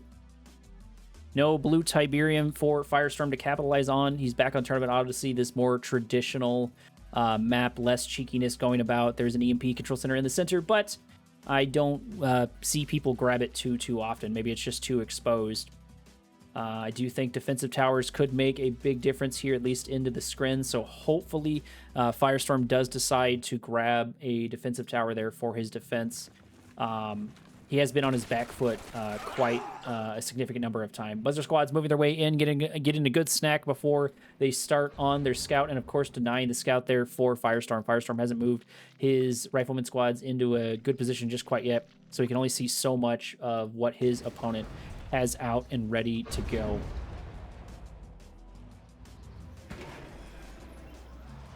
Scouts still moving in over here for Aquatech. Not sure what the MCV is doing. That was a weird pathing. We do get a little bit of APCs out here, probably with a rifleman squad, maybe with some rocket squads. Nope, it looks like it's going to be rocket squads and APCs like we saw previously. So maybe Aquatech's trying to mix things up on Firestorm. I do think I figured out what happened. I'm not sure all these people are actually playing red and blue all the time. I didn't realize that inside of the program that Double Evil and Cyber released, that there was an auto coloring. So we've sort of had forced coloring on, I think, this entire time. Aquatech building up a good number of descents, moving around to the north, but his opponent is shadowing them with these rifleman squads. Would be nice to see the rifleman squads sort of cut them off over here. They would be very well. They would do very well into them. Shardwalker moving its way forward. Shardwalker already down to less than half HP. Mine drop right inside of the Tiberium field, as it looks like these Buzzer squads are going to try to move their way into it and absorb some of those shots. 2 APCs are not going to be enough, and actually we get a rig out on the front line. We don't get to see this too often. Rig here to support all of these APCs. Rig down to half HP. I'm definitely here for this assault beginning in the north as the rifleman squads do catch those disintegrators. Firestorm might actually be in a really good spot here as the rig is actually proven to be quite useful, dealing a decent amount of damage to the photon cannons, and most importantly, keeping these APCs up and alive. There's the repair on the rig as it continues its assault, as it continues its engagement. One APC does make a mine drop, but doesn't get his rifleman squads out, or rocket squads out there. Either way, he's forcing Aquatech to spend a lot of resources on all of these photon cannons. Guardian turrets are in full effect as they begin to take a couple of really good shots off. Rifleman squads moving their way over here, maybe looking for a couple of these disintegrators. Shardwalker is going to move its way into it. I think this is going to start favoring Aquatech here in a moment, as there's not a real answer to these disintegrators, as APC after APC does get destroyed. Rig does get sold off, saving at least $300 there for Firestorm, but Firestorm, I think, invested a healthy amount into that. He hasn't even put down a refinery on this side, and most importantly, the forces for Aquatech are now freed up to march their way across the center of the map. and to start looking for something to snack on. Another mine drop does pop its way out. Buzzer Squad probably going to run directly into it, alerting what is there. Doesn't look like Aquatech's paying attention as he just marches his units so far. Those Descents do manage to make their way across without running into any more mines. Now focusing on the APC. APC going down to half HP. Very, very minor back and forward assaults, but every single unit that Firestorm has is going to be really important because I think he's pretty far behind on the economy. Yep. There's a 5K difference in economy this early on into the game, which means that Firestorm can afford to take a lot of these trades. Guardian Cannon out on the front line should be able to help into these units. Shardwalker's only going to be able to do so much damage to these guys right here. Rocket Squads do pop their way out. We're seeing more and more of those on the defense in a good way. Harvester does need to back its way out. It's less than half HP. It does look like he's able to pay attention to it over time. Shardwalker's trying desperately to chase it down, but they have to run through all of these Rocket Squads. Guardian Cannon out on the front line once again. Shardwalkers do split up and try to continue their assault on that Harvester. Harvester does go down. Gunwalker does go down.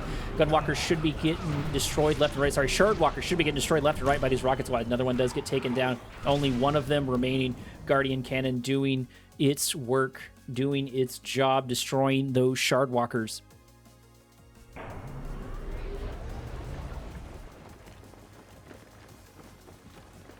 Firestorm going for a Firestorm going for a little bit of a man spam here, at least on the defense.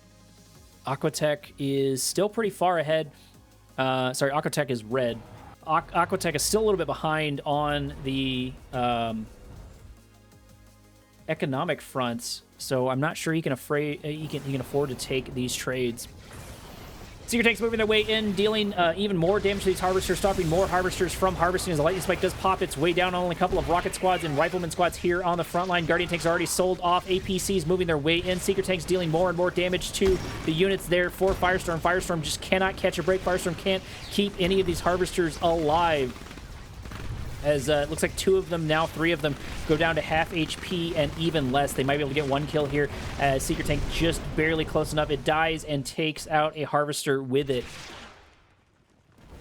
Aquatech finally catching up in resources. That will make a bit of difference there as Firestorm still continues to build up his resources there in the background. Lightning Spike is getting targeted down by the APCs. I don't think we have an AP ammo just quite yet, although that would be quite nice here for Aquatech in the north.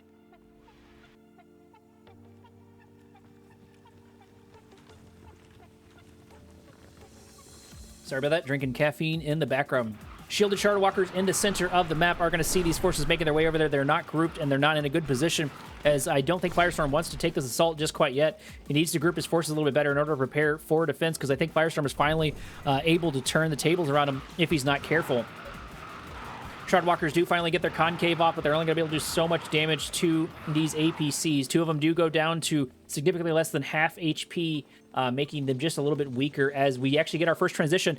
Get a Mechapede making its way inside of his opponent's base. However, there are Zone Raiders. Zone Raiders should fare quite well into that Mechapede as they destroy all but the head segment. Head segment does go down there at the end. Firestorm losing that unit quite quickly. Firestorm building up a couple of Reaper tripods here for his transition. APCs moving their way around the left-hand side still. No AP ammo there. And it's not even on the horizon just quite yet either. I'm not sure if we even got a railgun upgrade or anything like that. APC still making their way around over on the left-hand side of the map. Staggering number of Zone Raiders here in the center. They should fare quite well into all these Shardwalkers, and most importantly, they should fare pretty well into the Reaper tripods. This all should begin in earnest as the Zone Raiders do manage to take on the shield of the right-hand flank of the Shardwalkers. 1 Shardwalker does go down, 2 Shardwalkers do go down, and now they are absolutely in full retreat, especially because they see the other set of forces of their opponent. APCs engaging all of these Shardwalkers, destroying unit left and right. Drone ship for, looks like Firestorm moving its way over into the natural expansion of his opponent of Aquatech.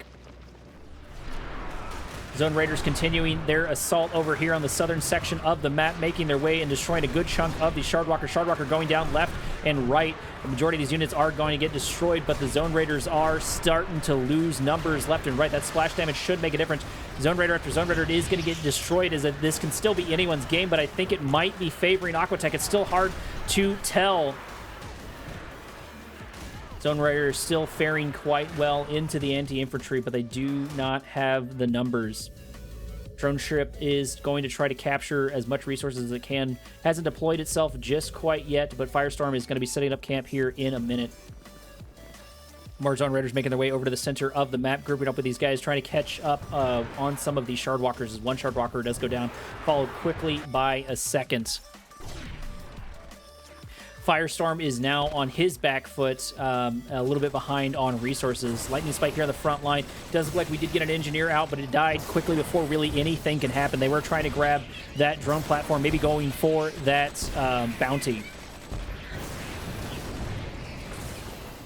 Watchtower doing a good job. Zone Raiders moving their way in. Massive splash damage here on the Shardwalker. Shardwalker is going to get taken down here quickly, and there it is. It is destroyed. More and more shields are going to get destroyed as more and more Zone Raiders begin to join the fray. Annihilator Tripod focusing on that construction yard there in the background, but if they're not careful, they are going to get taken down by these Zone Raiders.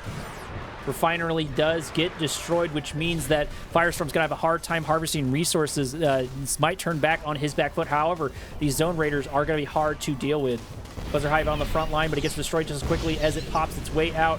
And Buzzers do focus on that engineer just as quickly as it comes out and does get destroyed. More and more Shardwalkers are going to get destroyed, but they do seem to be faring quite well into these Zone Raiders. Buzzer Squad's finally finishing off the forces, as I don't think Firestorm can afford this trade.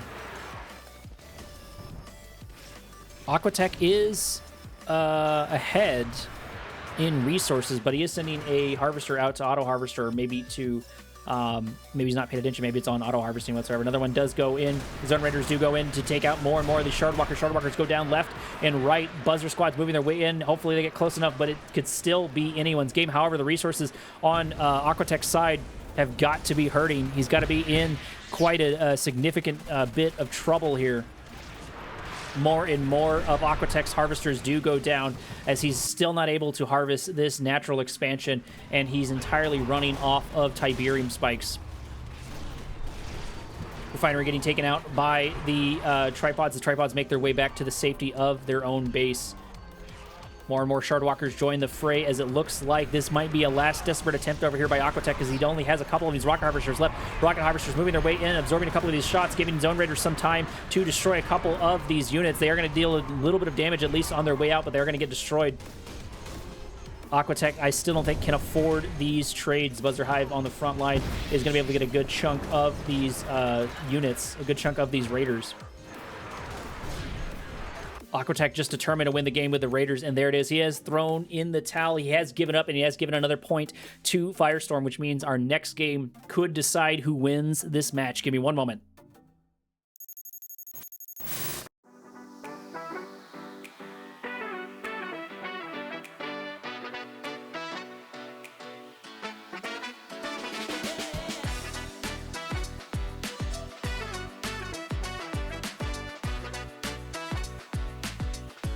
Just realized I had my mic off that entire time, but it doesn't matter because you didn't miss too much. That was a 6-second game. It looks like Firestorm threw in the towel before I could even see what was happening. Sorry, Aquatech threw in the towel, giving Firestorm the game-winning points. Maybe he didn't have enough time. Maybe it wasn't confidence ability. Either way, that's all I've got for you so far, Commander. I should have more up Sunday, so keep an eye out for that. I'm going to try to stream the next set of games for the Chrono Strike.